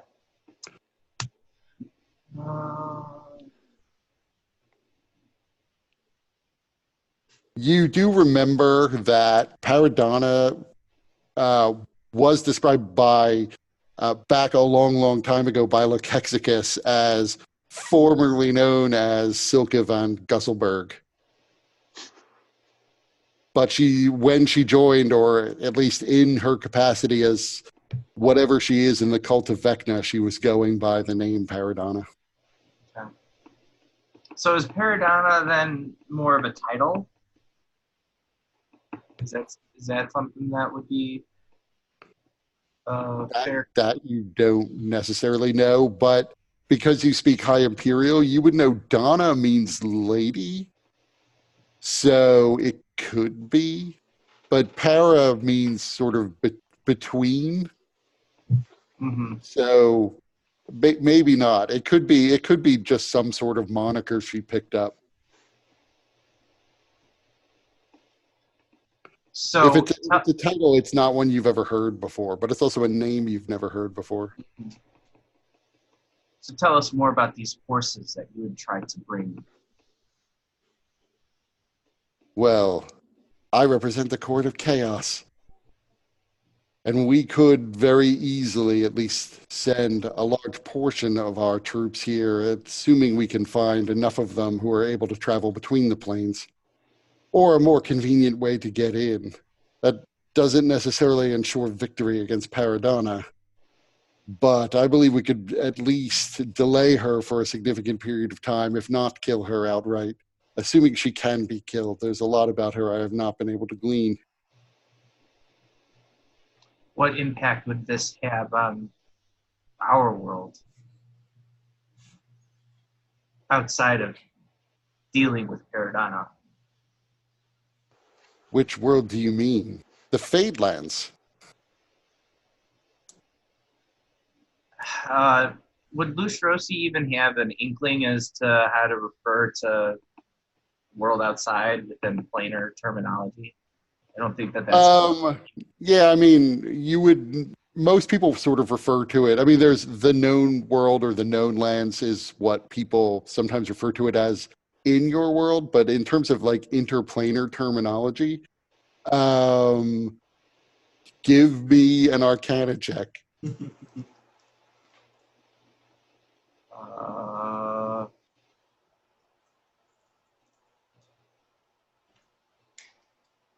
Yeah, you would not really know.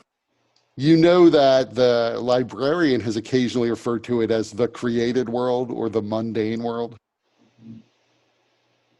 so I would try to use that terminology then. So the known world, the created world, the Fadeland. Yes, other than preventing the demons from escaping the abyss, which I'm sure you don't want, I don't know of any effect that there would be on your world. would we be just one incursion for another? Well, we don't necessarily. The Court of Chaos already has full access to the Fadelands.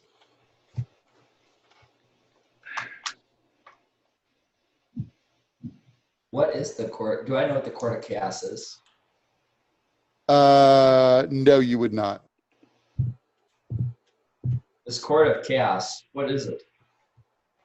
Is it as the name is? I mean, I held a Court of Chaos, but I'm sure it was quite different.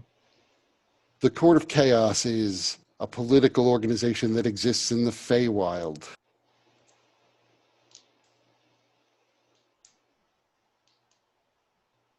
Okay. What would you want to know about it? Ruled by a king, queen, and council, we protect many of the interests of the Feywild. What brought you in here? The Courts of Chaos have recently embraced the nation of the elves in the Fadelands. We've begun to accept refugees from your world. We were investigating this place because we knew that certain forces, like those Paradana is allied with, had taken an interest in the place, enough to redirect its flow back into the material world that you're from. Why, we didn't know at first, but I now gather it was partly just an accident. It was an effort to regain their bearings so that they could then redirect it into the abyss. She is, in effect, trying to learn to steer it like a ship.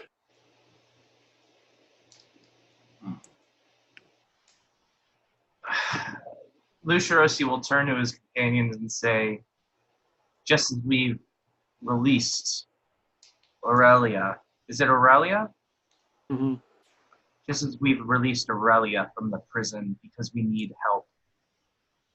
If this herald here can bring forces to bear against Paradana that would aid us especially given how powerful she's claimed to be by the librarian, as well as the stories that we've heard through the eons or generations. Think that this is a chance that we must take.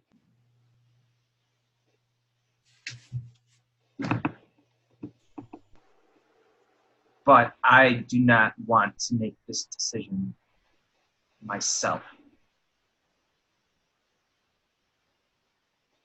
The Daggerface says, I don't know if my opinion can be trusted anymore. It's being made with no soul. I would leave the decision to the three of you. I still value your opinion, Daggerface. Growls. What? He growls. Though it may not appear so. Did he growl at T-Hole? Yes. No, you shouldn't do that, Mr. Daggerface. It's okay. It's okay. Aurelia, he has a reason to be upset. I don't like his sass. We'll go over it another time. Zarius will ask the Herald, are you familiar with the time fluctuations throughout this place? She stares at you for a second blankly and says, what time fluctuations are you referring to? Different areas of this place run at different speeds. Why would that be? We don't know. You're a plains traveler, shouldn't you? Because know? this place is an intersection between the astral plane and the created lands, where time works differently on the astral plane, and therefore it causes almost a warped effect. Time works differently in many planes, but not normally in one structure would you see multiple frames of reference. Yes. Which is why we should not delay if we can avoid it. Zarius, I'm curious as to the reason for your question. What you're hoping to gain. If the Herald here were to send forces against them before we arrived, they may just be wiped out and creating extra forces for us to have to deal with as they are turned against us. What year is it in the Fadelands? I don't know anymore. It was the end of 1415 when you entered the manor. So it's the end of 1415. It's what? But time passes differently outside. From our understanding, time in what you refer to as the Fadelands is passing much more quickly than it is here. It could be weeks, maybe even years have passed since we've entered, and by our estimation, we've only been here perhaps 2 days. By my estimation, I've only been here about 3 days, perhaps going on 4. I've been in darkness most of the time, but relative to the Fadelands, it seems I've been here 90 years, or about 90 years. So we shouldn't tarry in this room for too long. No, and we should open the door within the Nexus or the chapel so that we can try to equalize the time. But I think that we should free the Herald because we need whatever forces we can gather against Paradonna. Servant, open this cage. Oh, I don't have the keys to open the cages. That's why they didn't give me the password to let people out of the mirror either. That's Aurelia forbade me from ever doing that sort of thing.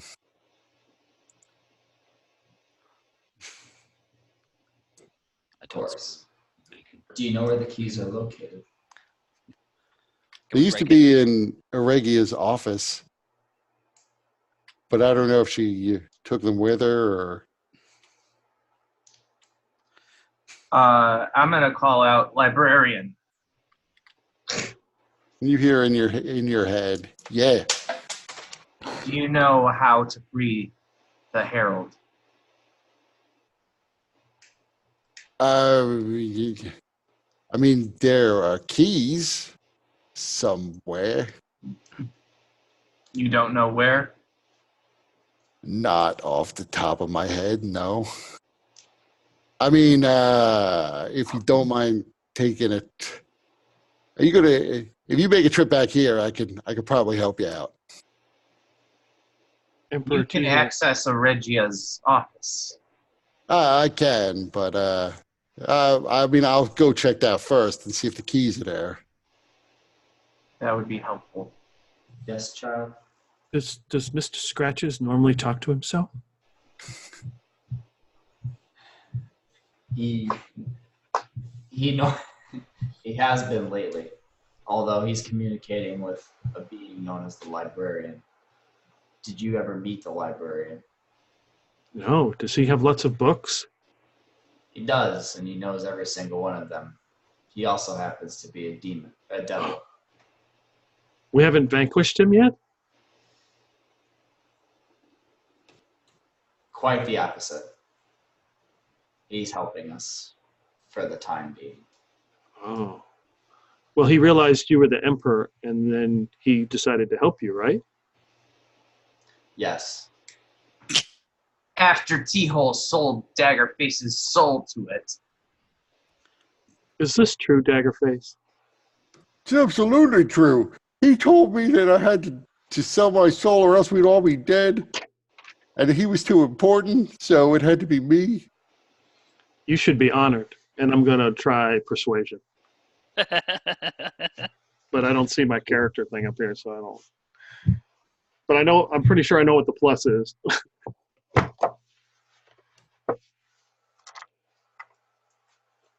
Yeah, if you this should work at least. If you click on your token, hit shift and double click the token, it should pull up your token.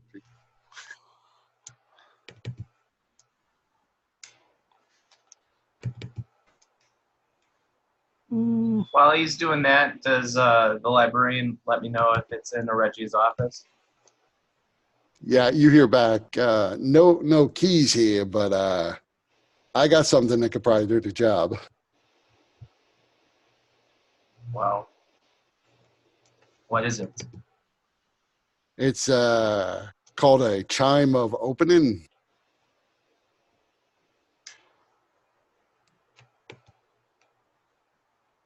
All right. Hello? Oh, okay. Yeah, if you want to come and pick it up, it's in the library. All right. So Lustrosi will say, wait here. I'm going to go retrieve something that might be able to open this cage. Should not travel alone. I'll be fine.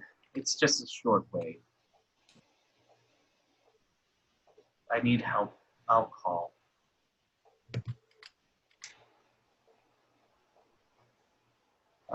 And then Lustrosi will go do that. Yeah, shift and double click. Yes. Should it bring up the character thing? Yeah, I mean, your character is also in the player's characters list under the journal tab. Okay, because I didn't see it. So let me reload it. Like plus 11 for you persuasion checks. That said, the DC on this is pretty high. Okay. Yeah. Could have stopped that nat 20.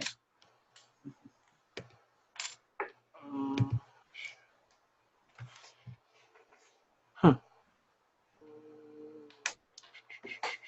I don't see that character on him. Yeah, I don't see it. Oh, let's see. I'm sure I didn't set it up right then.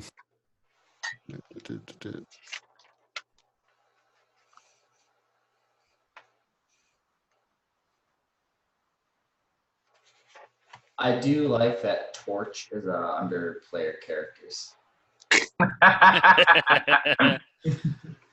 That's because it's there for you to drag onto this map. But I like how it's just an honorary member. Okay, cool. I spent fucking 50 gold in that motherfucker. All right, thanks, Kurt. The Torch is an honorary member, but Daggerface, nope, not there. All right, there we go. Packing order, really. And that would be +1, so 25. Okay. Daggerface, his face softens a little bit, and he looks back and forth between you and T-Hall. But he doesn't look 100% convinced. But he's on his way. But he's on his way.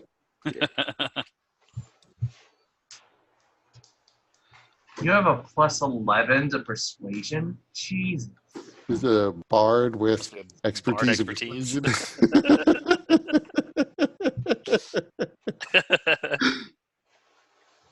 All right, so Lucirosi's headed to the library. You make your way back to the library. The librarian is sort of seated on the spiral staircase as you come in. This large metal rod with like a bell at one end of it is just across his lap. And he extends his arm out and hands it to you. I'll take it. Pretty easy to use. Just, bang it against something. It'll issue a pretty loud chime and then point it at the lock you want to open. Very well. And then I'll just walk away. And you hear in your head, you didn't ask, but I figured you should know it's got about 4 or 5 uses left in it. So you'll use one of them up. Very well.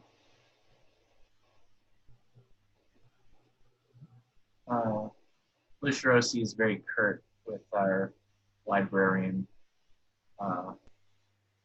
person. I won't say friend. I don't think the librarian really cares. I don't think he does either. But you go back into the room. Lucirosi comes in. He's holding this silver rod with the bell at the end of it. And I will use it, pointing it at the... Well, do I see a lock for this cage? Yeah, each of the cages has a door with a lock. Okay. So I would do as the librarian instructed. So you bang it on the bars or the wall, it doesn't really matter, the floor.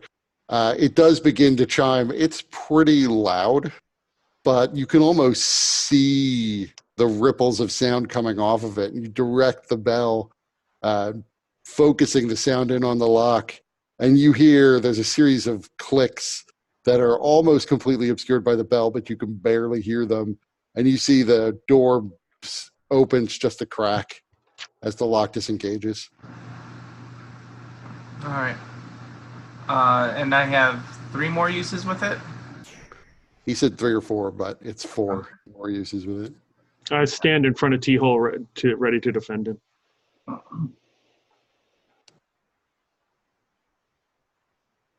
Well, I thank you for letting me out. Now, since I don't want to go back through the Astral Nexus if I can avoid it, how did you get in here? The next best option for me would be to go into your world. Well, Can you fight? Well, I certainly can fight, but I don't know that I would want to go up against Paradonna again, given that she disabled me and almost immediately when I came into the manor. how did you By disable it? yourself, which was foolish.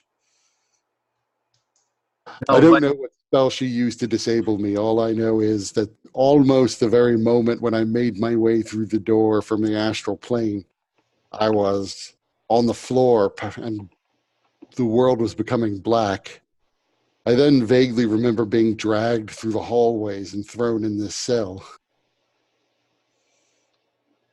Harold, we do not need you to fight Paradonna right now. That is not what we are trying to do at this moment. But we do need some assistance trying to stabilize the time issue throughout this manor.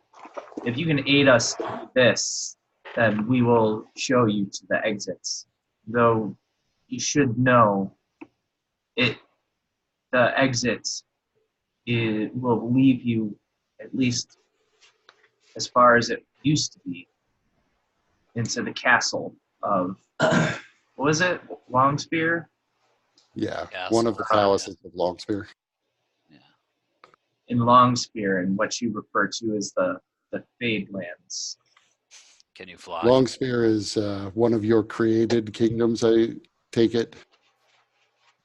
Yes, and it is a castle that is floating in the sky. There's no recognition on her face as you say that. I nudged T-Hole. Nice work, Emperor. Would you be able to leave from there without hurting any of the individuals? To be honest, now that the cell door is open, I could probably leave right now. I'm a little wary on trying it as I don't know whether or not there are any traps or difficulties I may encounter. I would rather make it into the Fadelands and try to return home, shall we say, from there. Well, as I said, we can show you that way and we can open the door for you. But it would be helpful if you could aid us in dealing with this time issue.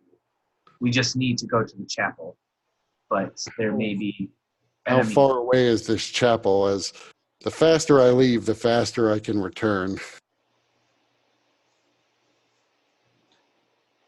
It will be closer the sooner we start going there.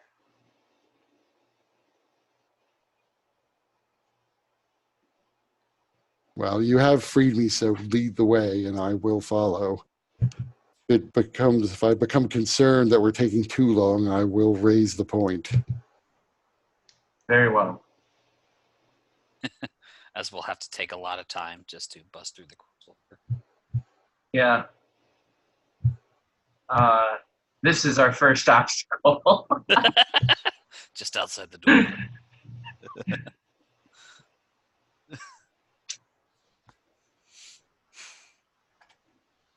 So it's mostly bludgeoning weapons. She has a sword. Probably wouldn't actually be too effective unless there's something special about her sword that lets her break crystal with it. Well, I'd get to work with thoughts and prayers. I have a quarterstaff I can lend her. A spare one.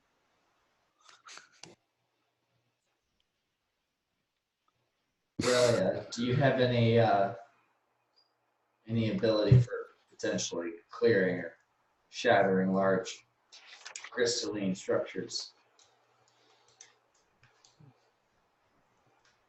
Do you need me to shatter them? Can you? I can try.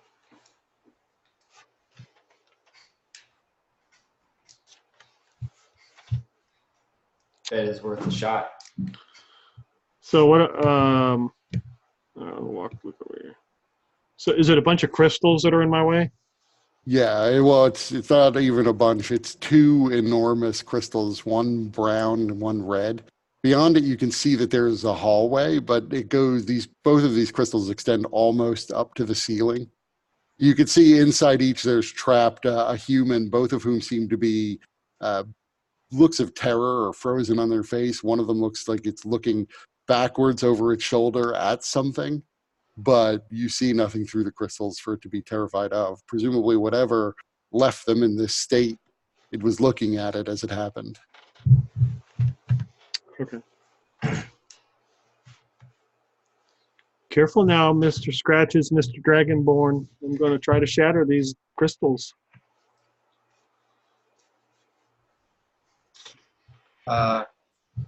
Lucirosi kind of looks a little put off by that and says, no.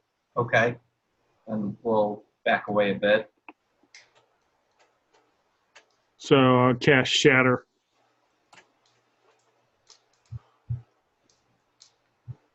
You cast Shatter, and both of them immediately disappear. There are shards of crystal all over, scattered across the hallway now, extending for about 20 feet.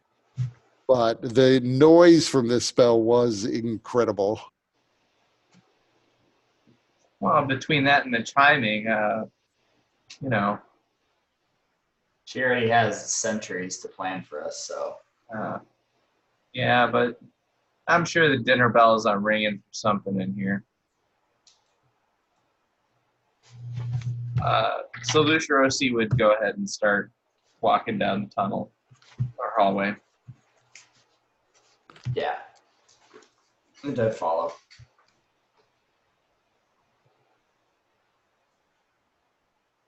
And then this goes down to the alchemical lab. So as you start down the hallway, your eyes begin to water as you smell the stink of chemicals. The room, the archway in front of you doesn't seem to have a door in it, and you can see flashes of light as you get close to it. Your eyes begin to burn as you reach the archway itself. It opens up into a large room. There are multicolored puddles in various parts of it. It extends off into your right. On the far wall on the right side, there's a closed stone door set in an ornate carved arch. The arch itself is carved with various religious symbols. There are the same sort of crystal orbs are lighting up the room. There's a machine on the opposite wall that's firing sparks and lightning into the air. Most of it seems to be going into the floor and the nearby table. There's a thick, heavy wire is connecting it to the somewhat dim and darkened light that's flashing next to it. On the table itself, you see a pile of what looks like arms and hands. After a second of looking at it, you realize that these arms are vaguely all stitched together into what looks like kind of a humanoid shape, but it's currently laying down and doesn't seem to be moving, seems to be inert. At the end of the arms, so to speak, of this creature, you can see there are two metal gauntlets and two long swords are gripped, and its arms are crossed along its chest with the two blades pointed up, almost touching the machine next to it.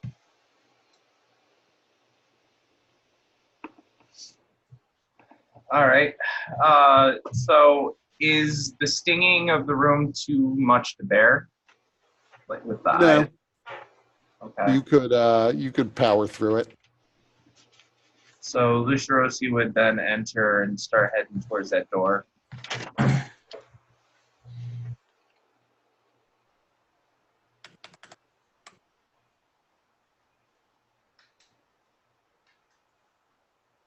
You cross the room. No real problems. All right. So then I would probably wait for others to join me before I open the door. So the Loshai Shalu, the herald, steps in, almost just partly because of her size. Her foot comes down in this blue puddle that's next to the door. And immediately you see she can't move her foot. It's stuck in whatever this substance is. We pull her away.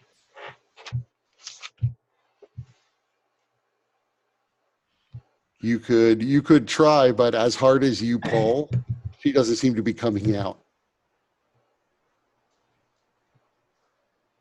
She carefully crouches down and begins to unlace her boot.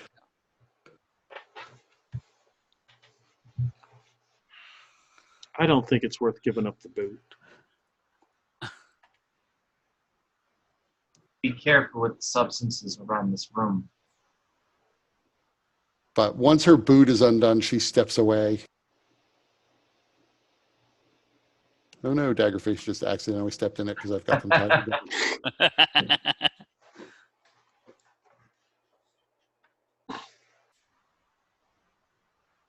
So as she gets to about here, the pile of hands begin to move, fingers begin to wave.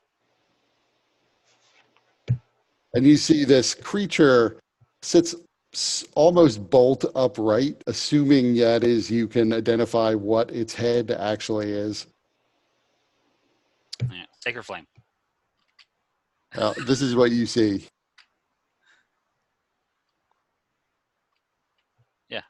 Yeah. Sacred flame. Mm. Oh, that's Handsy.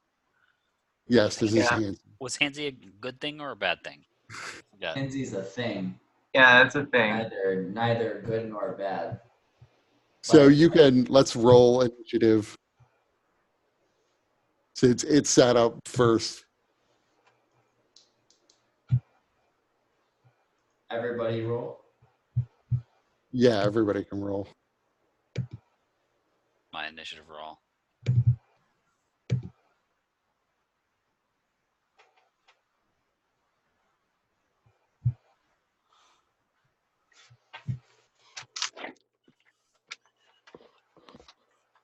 Let's just get it to walk into the blue and we'll be fine.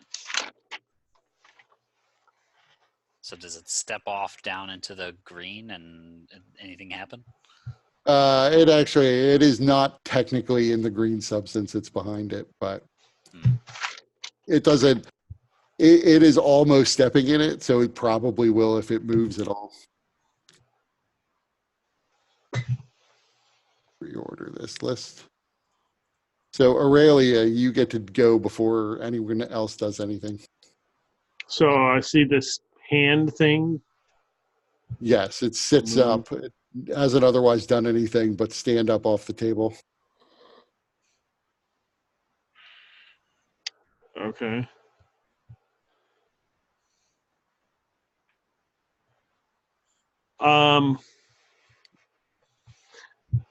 So I'm going to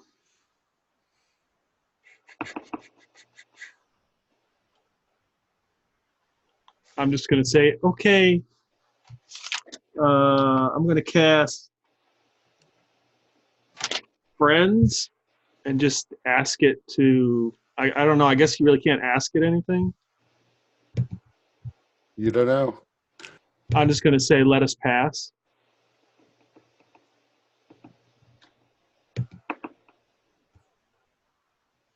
You can make me a persuasion check. Okay. I wasn't really sure. So, How does one engage persuasion? Damn. So you ask it to let you pass, and I mean it's just standing there. It doesn't seem to be doing much of anything yet. It doesn't necessarily, from what you see, it doesn't have eyes or facial expressions, but it's not raised its swords up in the air, the ones that are locked to its gauntlets. okay.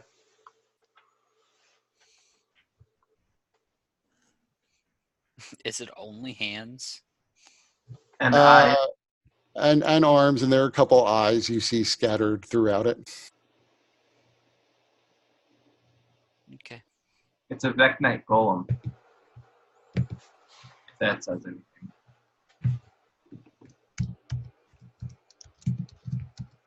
All right. Cheek. And I make sure I position myself in front of T-hole. So, hearing you try to reason with the thing, the herald just stands. She doesn't attack the creature, but she does have her sword out. Lucia Rosie. Yeah, so Lucirosi would say, hold on, it's not evil per se, but it can be excitable. Perhaps it'll just let us pass.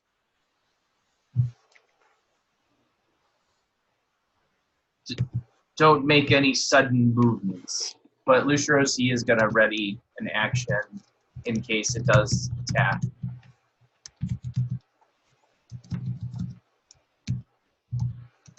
Darius, what are you doing?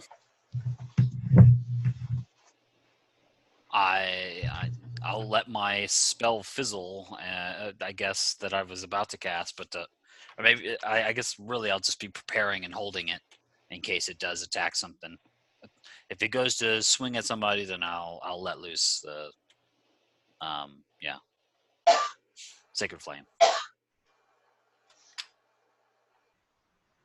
What are you doing, T-Hole? So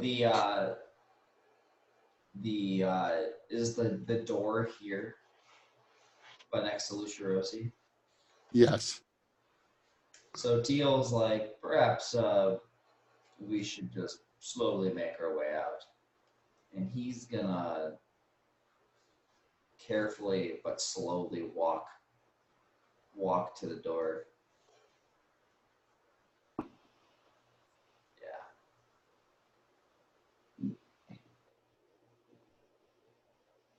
So go ahead and move yourself.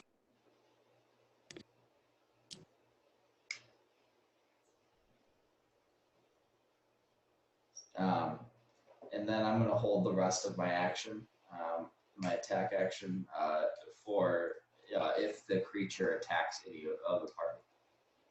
So the creature begins to say, Domino, and it begins to move this way, walking across the room to the door.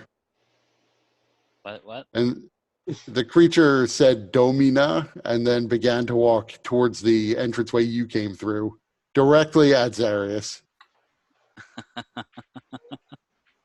Its swords aren't raised, but it's walking in your direction. Does anybody recognize, like, is that a language? Yeah. Anybody who speaks High Imperial would know that Domina is the female equivalent of Master in High Imperial.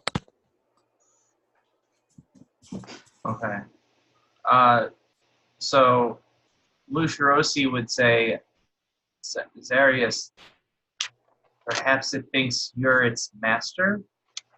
Well, actually, before we get to that, it is still its turn, but I'm going to wait and see. Does anyone want to use any of their held actions now that it's going up to Zarius?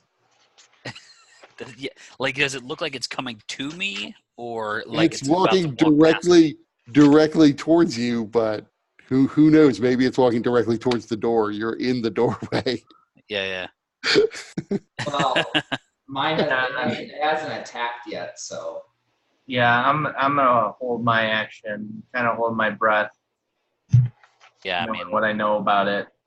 I was gonna release a spell if it was if it's about to attack. So if it's swinging at me, then it's gonna get hit, maybe. Okay. It stops at the doorway. You're not sure what it's doing because it doesn't have a head to like turn to look around, or it's not clear what's exactly within its gaze since the eyes appear to be randomly distributed over. Most of them are sort of in the crevices between fingers or between the arms. But once it reaches the doorway right in front of you, it stops. And then you hear, Domina, and it begins to run very quickly this way. Aurelia, make me an athletics check as it tries to throw you out of the way. Oh, athletics. It's running towards the other door, but it's in a full run now. Can I get acrobatics? Nope, this is athletics. Not my jam. Oh, she's gonna get thrown in the blue stuff. Thrown into something. Surprisingly, the creature doesn't hit you that hard. It's just begun to get into a run.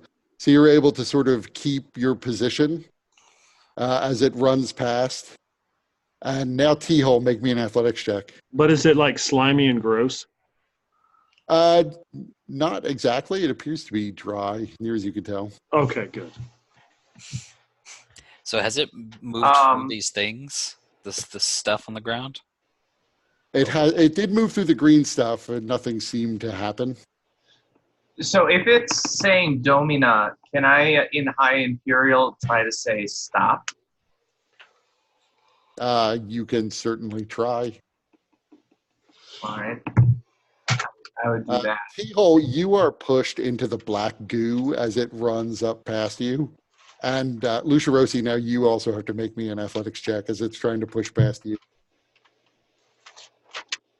There's a door there. Yeah, he's running towards this door. I do have the his skill set wrong, so it's whispering me his rolls. Oh, he got a natural 20 though. So you are also thrown into the black goo. You find this goo is extremely slippery. You cannot move from the spot you're in without making an acrobatics check. Okay. And then each movement through this will be your entire movement for the round. Okay. Unless you will fall over if you move faster than that. But it runs up to the door and begins to pound on it, saying, Domina! That's its turn, though. That was enough for Dagger. Daggerface! So he comes running up to hit him. Oh shit! Yeah, it sucks for Handsy.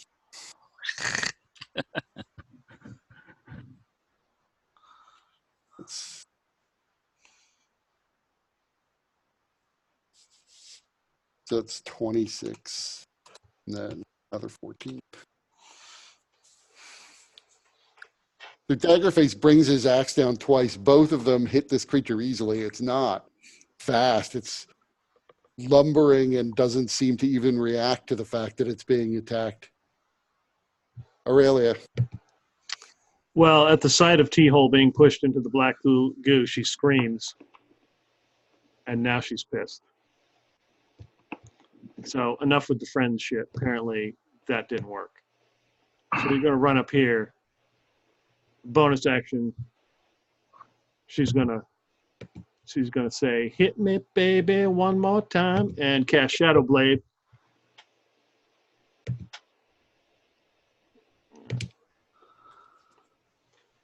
And That's a bonus action to cast, and then you can attack with it. Oh yeah, I bet your ass I'm attacking. So how do I do that? You could have stayed back even and thrown it. No. I got to check on T-Hole, make sure he's okay. Well, you could come just because it's your character here and be at least a little bit closer to him. You could have blocked him entirely, but Lucia Rossi's like in the way. Yeah, well, yeah, some things don't change with even with this character. So how do I do attack roll with this? If you kind of have to set it up, you could just roll change the spell so that it reads like an attack spell. But yeah, okay. you just roll. So I need to roll an attack then? It's a finesse. It does count as finesse, so you can use either strength or dexterity on the attack roll. Okay, it's definitely got to be dex. Terate. So, crapola. Oh yeah, it doesn't matter. I don't know. So it's 4 plus 3, which is 7, plus what's your dex? So it'd be +3, so it'd be 10. That hits. This creature shit. does not react to the fact that it's being attacked. Good. So 2d8. Yeah. So your Shadow Blade digs into its side. It doesn't flinch or anything of the sort. And but you've definitely wounded it. Fingers from one of the hands fall onto the floor. Mm-hmm. As it should. And I give it a menacing glare. You locate one of the eyes on the side of it so that you can hunch down and give it the menacing glare right into its eye. Mm-hmm. Yep. That is psychic damage, by the way. Yep. That's a good point. I should check and make sure.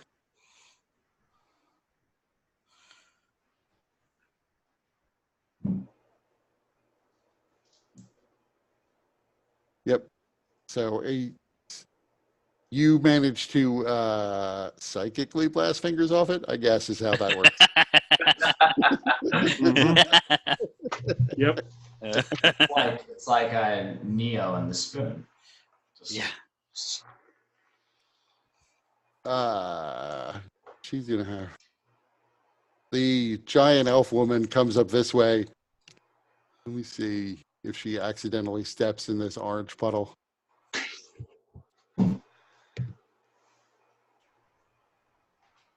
No, she easily sidesteps the puddle to come over here and then swings at this thing with her sword.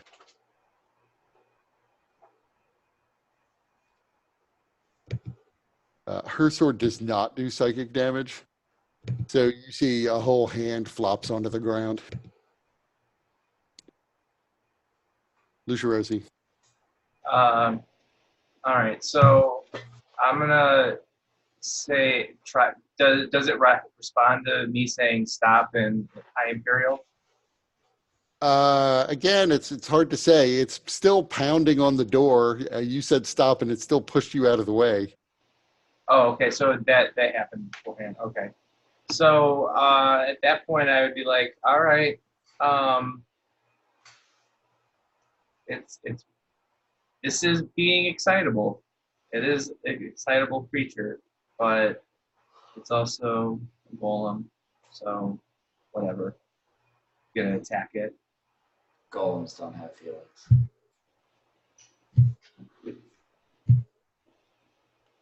Those all hit.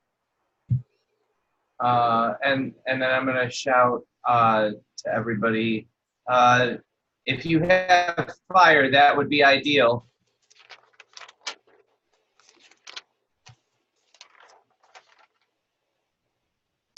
So Zarius, it's your turn. Do I need an acrobatics check to stay up? Yes, actually, you do need an acrobatics check to stay up. It's not super hard, but with your attack, it made it a little bit harder. Oh, so you make your attack, but unfortunately, you hit it, and then you go down and are prone. Okay. And you have a sense that this stuff is so slick, it's almost like there's no friction whatsoever. So as you go down, you begin to slide, of course, into T-hole. T-hole, make me an acrobatics check. Sure. You're so good at those, right? So T-hole, you also fall, and you begin to slide. And so T-hole, you just sort of slide over here, and then you hit the edge of the puddle.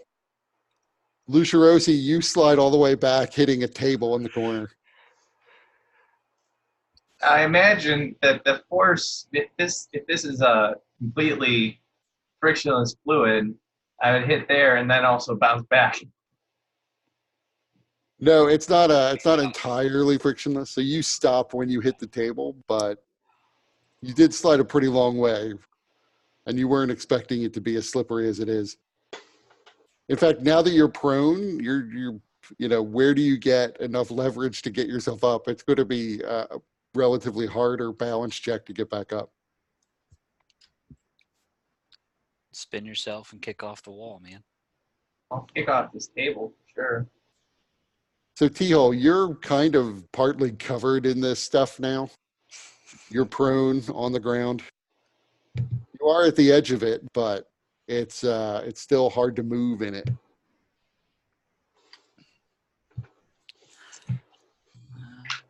Or what T-hole calls Saturday night. Only when your mom's around. Is it my turn? That's mine. Darius' turn. Let's see.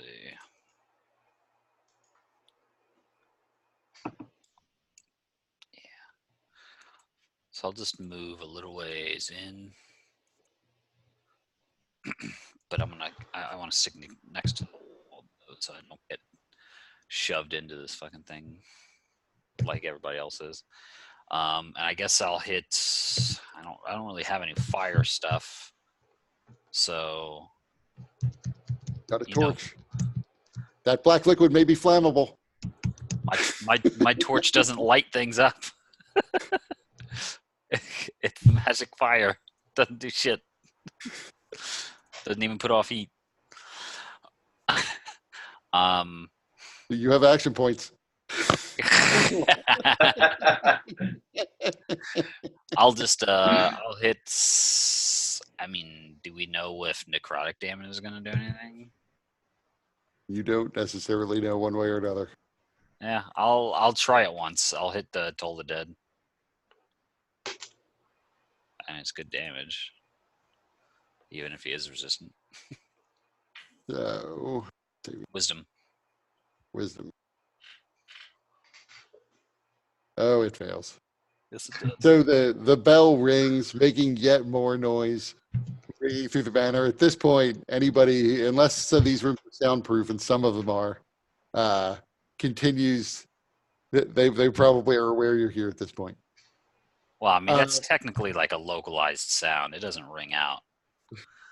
Well, it says it's. I forget what it said. It did. The word it used didn't suggest to me that it was like, a tinkling tiny bell, but rather like a sizable school bell kind of thing. It says dolorous. But I think it said it like chimes. So that suggests something louder than a tinkle. But you see several of the hands on its back begin to wither and drop off. Seems to take, the brunt of that damage. Then not really resistant or anything. From what you could see, yes, it seemed like it took the damage. All right. Sounds good to me. That'll be my turn. T-hole. So you're prone and partly covered in this liquid. So I'm gonna use half my movement to get up. Make me an acrobatics check.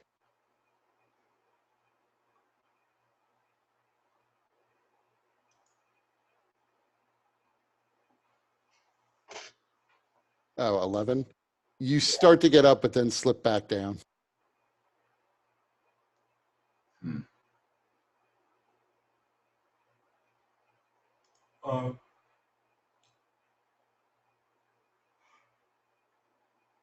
I'm going to. You still have half your movement in your action. Yeah, so I'm gonna try to crawl a little away. Make me another acrobatics check. This stuff is so slippery and you're so covered in it that it's not as easy as just crawling. Yeah, you can't even get a little bit of traction enough to move. That's the end of your movement. You still have your action. Yeah. Let's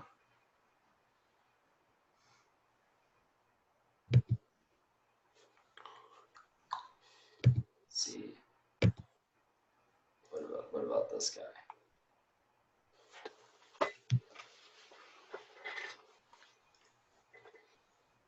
Oh, I think I'm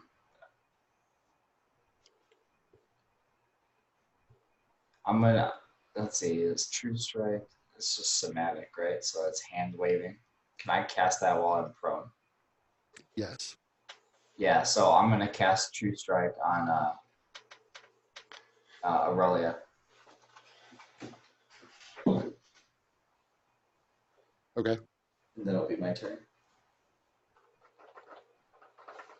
The golem, it proceeds to just run across the room again. So Aurelia, make me an athletics check.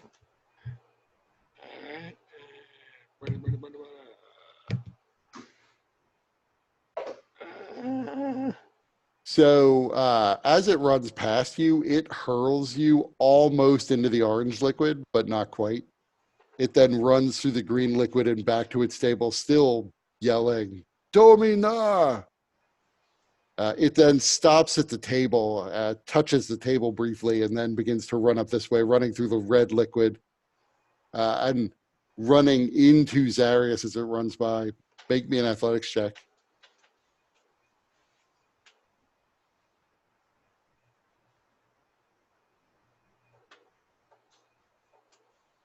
Do I got to make some sort of roll here? Athletics check.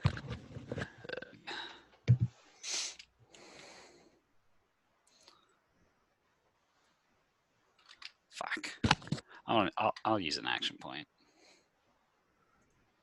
Fuck.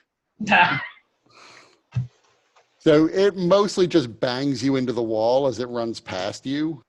And you take 6 points of bludgeoning damage from the impact. But then it stops yelling Domina into the hallway again.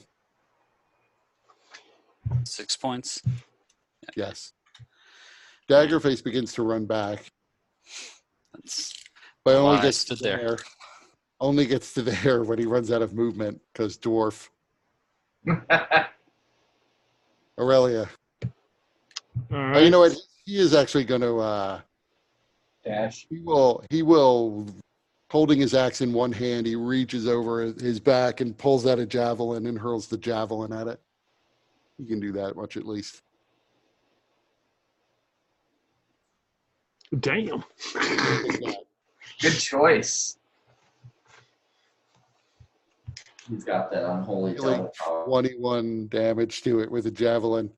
So the javelin pierces through the creature's, what would be probably the creature's neck, is poking out the other end. Now it's Aurelia's turn. Yeah, I'm gonna run over here, and I'm gonna chuck the shadow blade at it because I think I can do that. Yep. Okay, good. And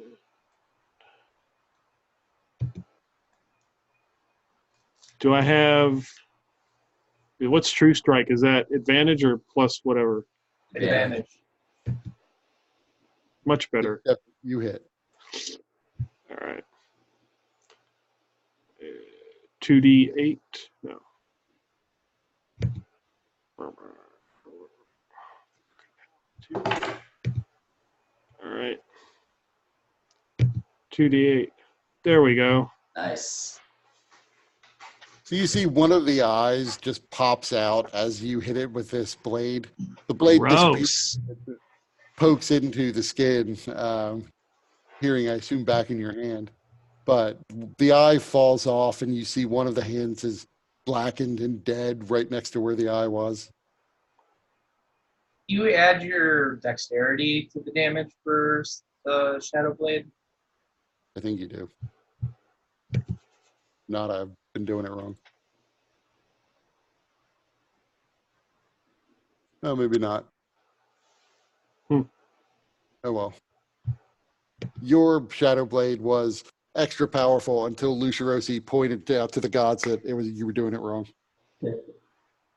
Well, no, because I thought he wasn't adding it.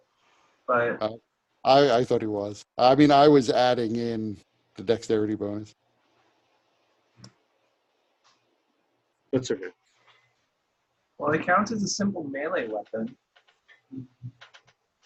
So if it counts as a melee weapon attacks add to damage.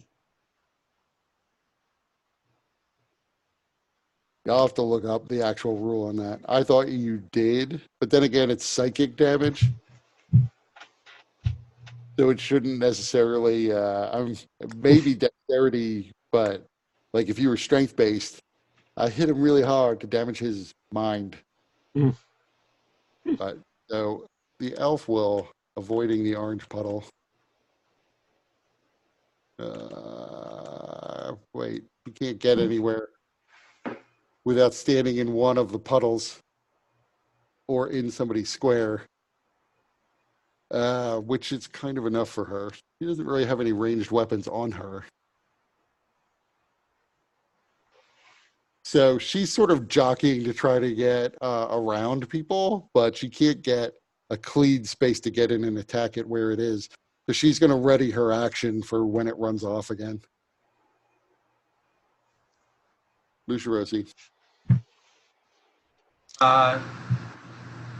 So I'm going to try and push off the table in this direction.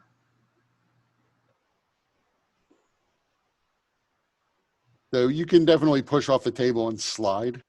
Yeah. So go ahead and you can go ahead and move yourself to the edge of the puddle. So like here or like there.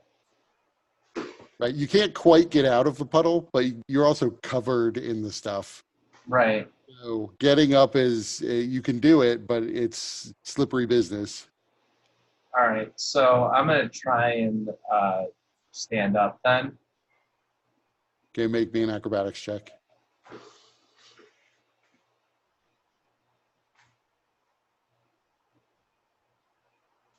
You don't quite manage to make it up. You slide back down using half your movement trying to get up. Okay. I'm gonna use my regular action then to try again. Okay, go ahead. That time you're able to make it to your feet. You're still in the puddle, but you're on your feet. Okay.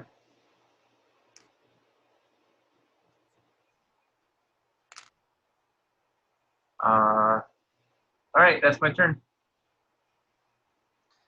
T-Hole's gonna try to get up. Zaris' turn next. Yeah, I was just letting you know ahead of this turn. Oh, wait a minute. If I still had, so I used half my movement to try and get up. Then I used my action to dash to try and use half that movement. So do I still have, like, You still have like half your original movement at least. You could try so again. can I try to get out then? Yes, you could try. Give me an athletics check. There is a chance that you'll slip and fall and be prone again. Yeah, I accept this. And I felt funny. Do you want to use an action point? No. Then you slip and fall prone.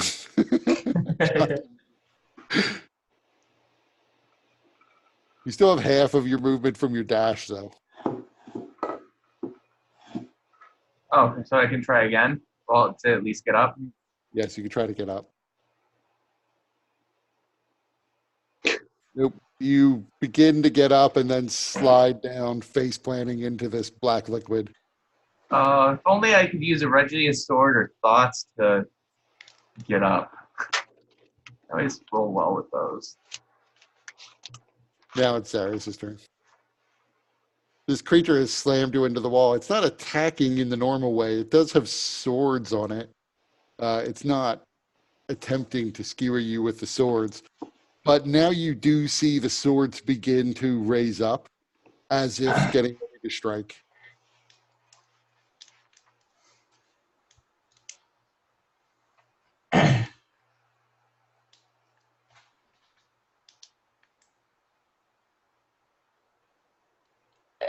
Tony, are you on mute? Yep, I sure was. Cesarius will whisper to the head of his staff, and it will come alive.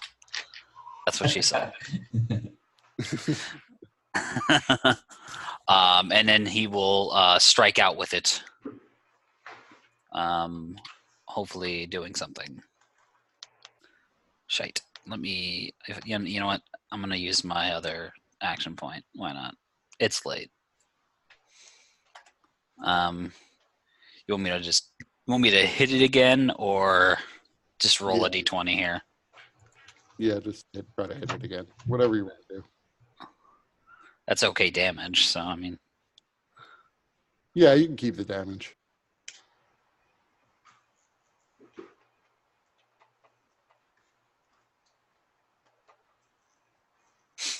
A plus some stuff. That's enough to hit, right? Yep. Yeah, that's enough to hit. Cool. So the viper head lashes out and bites into the creature. You don't necessarily know if the poison had effect. The bite certainly took a chunk out of its flesh. And you're sure you damaged it, but the poison maybe didn't do as much as you were hoping. What's that? Sorry, the last bit. The poison didn't do as much as you thought it might. Okay. I know what I should have done. Whatever. I already used my action points, so we only get 2, right? Yep. Yeah. Okay. Teal's gonna try to get up. Zarius, did you want to move? No. I would provoke. So I mean, yeah. No, I'm good here. Unless I think I can get here. You'd have to go through it square to do that. Yeah, so I'm good here. I'm just gonna hope that it doesn't try and push me into whatever the fuck this yellow one is. So now Teal's turn. Yeah, I'm gonna try to get up. Athletics or acrobatics. I just shoot him You from the ground. you are on your feet again, but you're still standing in the puddle. But you could try to get out of it with the rest of your movement. I'm gonna try to do that. I'm gonna Give try me to another acrobatics check.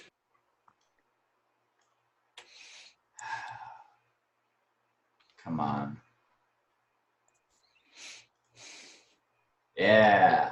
You're able to get out of it, but because of the difficulty, the careful balancing, you use all your movement and make it essentially just out of the puddle. Okay. Still here.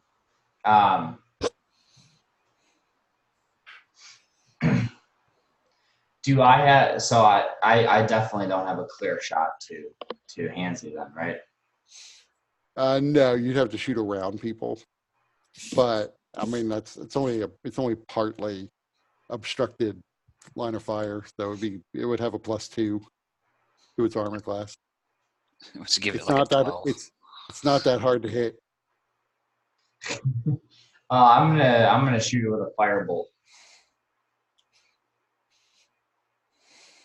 Okay, roll to hit. The fireball flies across the room and slams into it.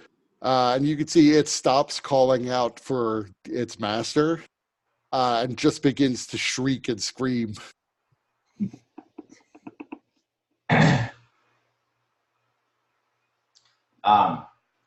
Okay. And that'll be my turn.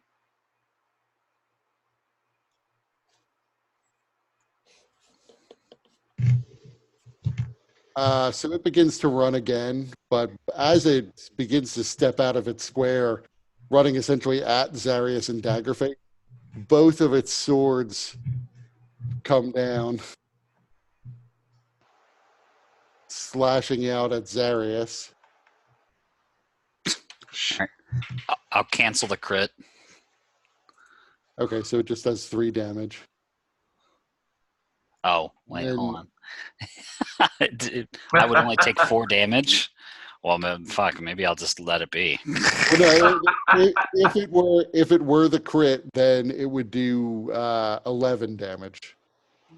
Oh, I can't set it up to do my crit roll. gotcha.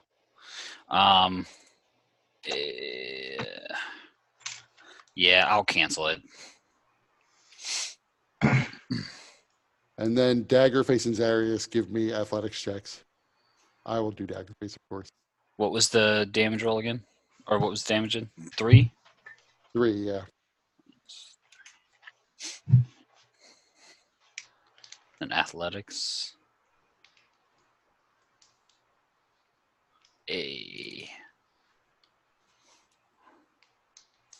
So Daggerface is hurled into Aurelia as the creature runs by. Zarius, you are basically able to keep your footing as it tries to push past you. Does it provoke? Yes, it does. I'll lash out at it with my staff. Daggerface takes some damage, banging into Aurelia. Aurelia, you take 3 damage. And that is enough that Daggerface and Aurelia were unable to take attacks of opportunity against it as it ran past them. And I rolled shit. You still hit. Oh, wow. Okay. I figured its AC was like a 10. But all right. T-Hole's holding his action for when this thing attacked somebody. So Okay. now, since because right now he's just been just mosh pitting around the room, so it hasn't really been quite an attack. So now that there's an actual attack, he's gonna unleash burning hands.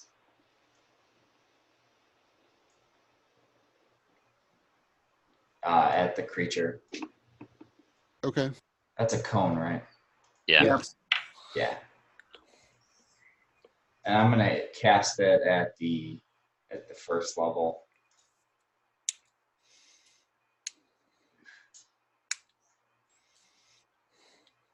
And let's see, just for Yeah, that isn't your save. yeah. Your save must be like a 16 or less, though. I don't know what your save is. Mine's So a 15. Mine's a 15. So So it made it save, so it takes half damage. But it continues. It's been screaming since you firebolted it. It continues to scream. yeah. But it is still pounding on the door like it did last time. And that'll be it.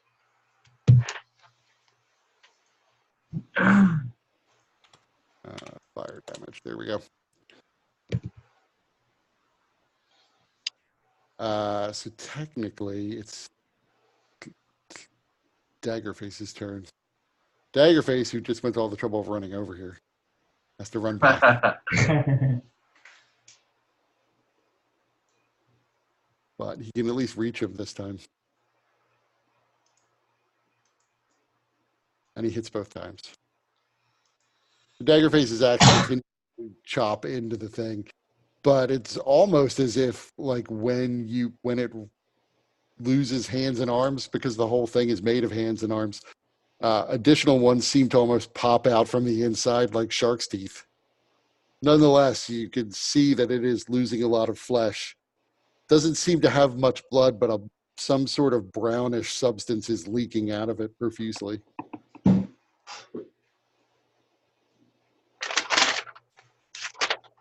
So it's Aurelia's turn.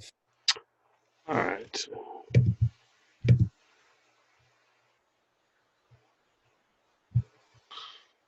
All right. Let's see here. So can I get around Loshai Shaloob here? Yeah, you can move through her space as long as you don't end your turn in it. Okay. Or end your movement in it, I mean. Can't get in front of T-hole. So I'll move up here. And as I run past Loshai Shaloob, I'm obviously judging her outfit because that's what I do. And I will attack with the Shadow Blade. Boom. So double damage. So it would be 40. Max damage plus, you just roll 2d8 and then add 16 plus your modifier. So 30 plus your dex modifier is plus 3, right? Yeah. 36. You see a substantial portion of the hands on the top side of it, almost what amounts to a shoulder, begin to sort of wither and fall off.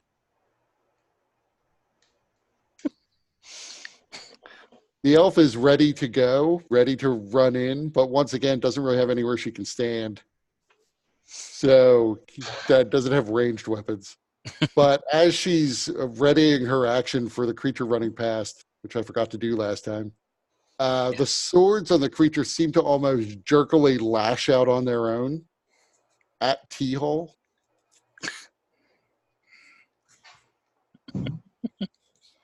Can Both I missing. portent one? Oh, never mind. I was gonna portent one of those. So they both miss, but they almost as if like the sword was dragging the arm sort of shoots out and stabs at you, but doesn't land anyway. Loshai Shaloob readies an action for it to run past. Lucia Rossi. All right, so I'm gonna use half my movement to try and stand. So acrobatics. Yep. All right. I'm going to use the other half of my movement to try and stand. All right. I'm going to use my action to dash and use half my movement to try and stand. You stand successfully. All right. And now standing. Like a toddler precariously balances himself. I will try and hop off the liquid to try and get out. Don't just fucking step, man.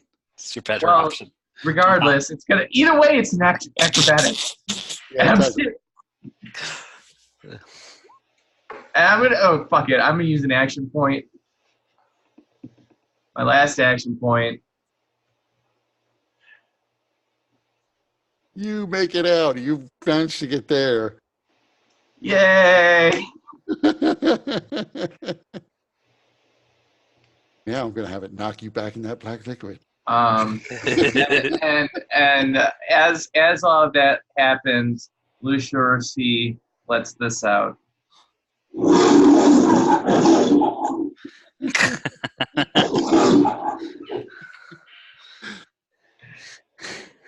Zarius, it's your turn. All right. Time to toll the dead. Wisdom save.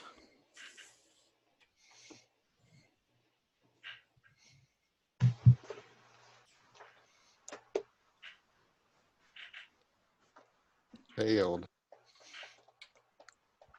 It continues to wither under the assault of this spell. All right. I mean, we're handling it at the moment, so I'm not going to expend anything crazy here. So T-Hole. I get what you did there. That was good.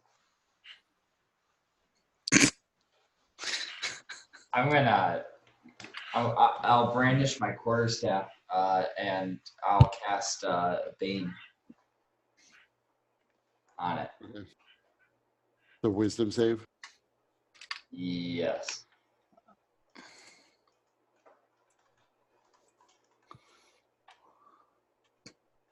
Damn. Actually, that portent to that. yeah. That's all right.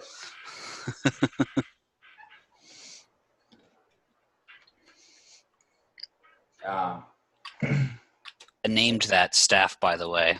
I named it the demon wood staff of ruin. See if I can change it and roll 20, so it just says more than quarterstaff. I'm sure you can. That'll be, and for my bonus action, I'm going to cast Misty Step, and I'm going to teleport out by Zarius here, away from the black liquor. Okay. Now I got to run all the way back over there. Maybe not. I mean, this time the creature is going to slam at one of the two of you, since you're both here. It's going to slam at Aurelia. It can sense that you are. Oh, that's true. Technically, it gets a attack of opportunity as T-Hole runs away. He So first- teleported. Missed it. He missed Oh, it. you missy steps. You're right. I'm sorry. So just at Aurelia.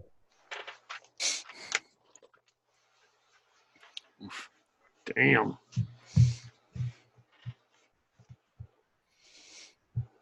And then it runs over here towards the table. You can take attacks of opportunity, including you. Well, yeah, you can, Lucia Rosie. It went through here. It ran through that green puddle again like it was nothing.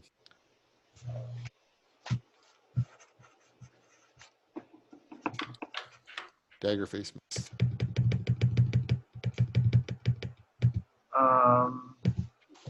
I'm gonna use a smite with mine as well. First level. Okay.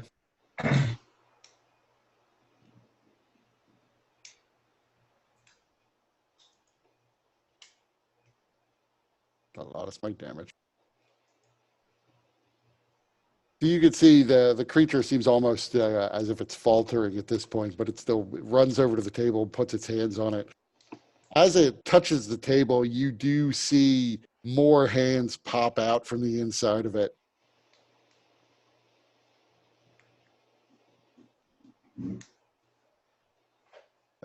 Daggerface is going to chase him.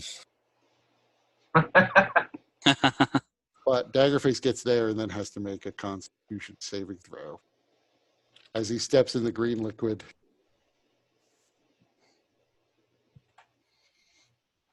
You see, he winces. He's within 10 feet of me, right? Right, he made it, but he Oh, winces okay. as he steps through this liquid, and then it continues on and gets to there. Oh, he doesn't want to stand in the liquid. Yeah, he just wants to get pushed into the red. Hey, he has limited options. It's not going to just stand there, surely. I don't know. It might for a little bit, I guess. But he digs into it pretty deep, knocking away all the hands this creature just grew. Aurelia, it's your turn. All right. Let's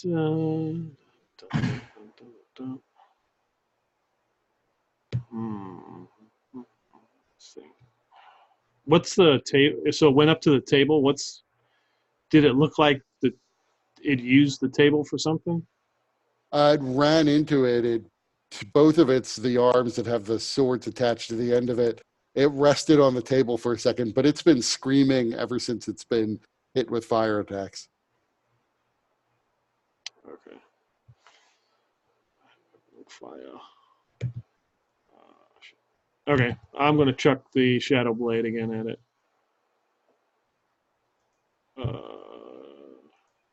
Is there a way to roll it, or just keep rolling? Just roll a d20. Okay.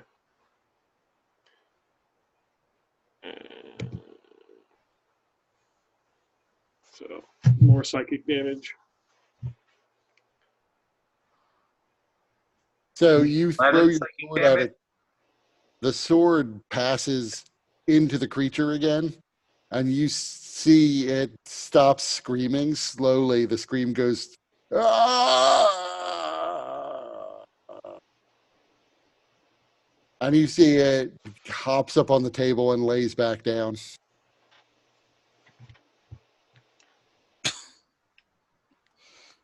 Okay. And we're out of rounds, but you can do what you want. Lucia Rossi's going to try and take the weapons from him. You could see now that you're trying to do it, that the weapons are locked into gauntlets. The gauntlets don't open. It looks like there's probably a key or something that will open them, but the swords are just in these locked gauntlets. All right. I'm going to use the chime of opening. You'd have to do it twice because it's too locked. You got four uses. Let's use half of those.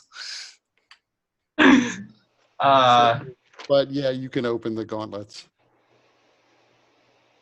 Let's just kill the creature and be done with it. Use your blades.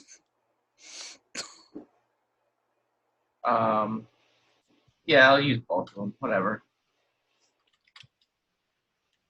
So the gauntlets, you hear a click and they unlock, and the swords slide out of the gauntlets. And both swords then immediately rise up into the air and level their points at Lucia Rossi, hovering. And that's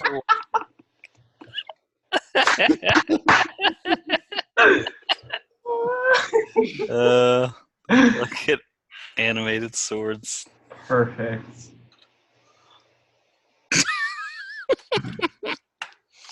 Nice. Oh man, that's amusing. I'm gonna throw that at some of my party. I like it because it's almost like the poor man's legendary action, because each sword had its own initiative. So if it was somebody on its turn, it would just stab out at them. But but not on the creature's turn, just on their turn. Right. They don't do a lot of damage, though. That's hilarious. I'm definitely doing that.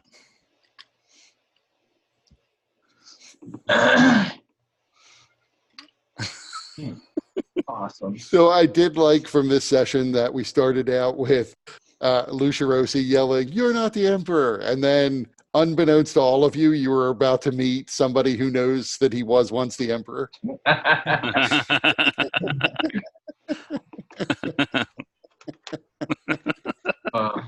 Yeah. Yeah. And like T-Hole was pretty upset at the accusation, especially now that he has more evidence than ever. I mean, that was a hell of a scream, knocking out microphones. No doubt. It actually reminded me of the Dark Knight Batman, "Swear to me," kind of yell.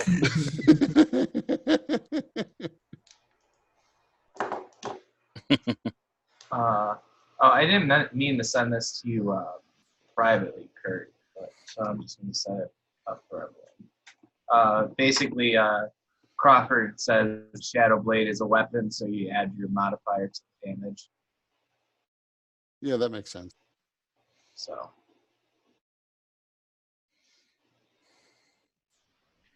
Where's the stop recording button? Not showing me that. Should be down at the bottom there, where all the other stuff is. Yeah. If you press Alt, There it we might go. bring up the I menu. had Yeah. I had the screen too small.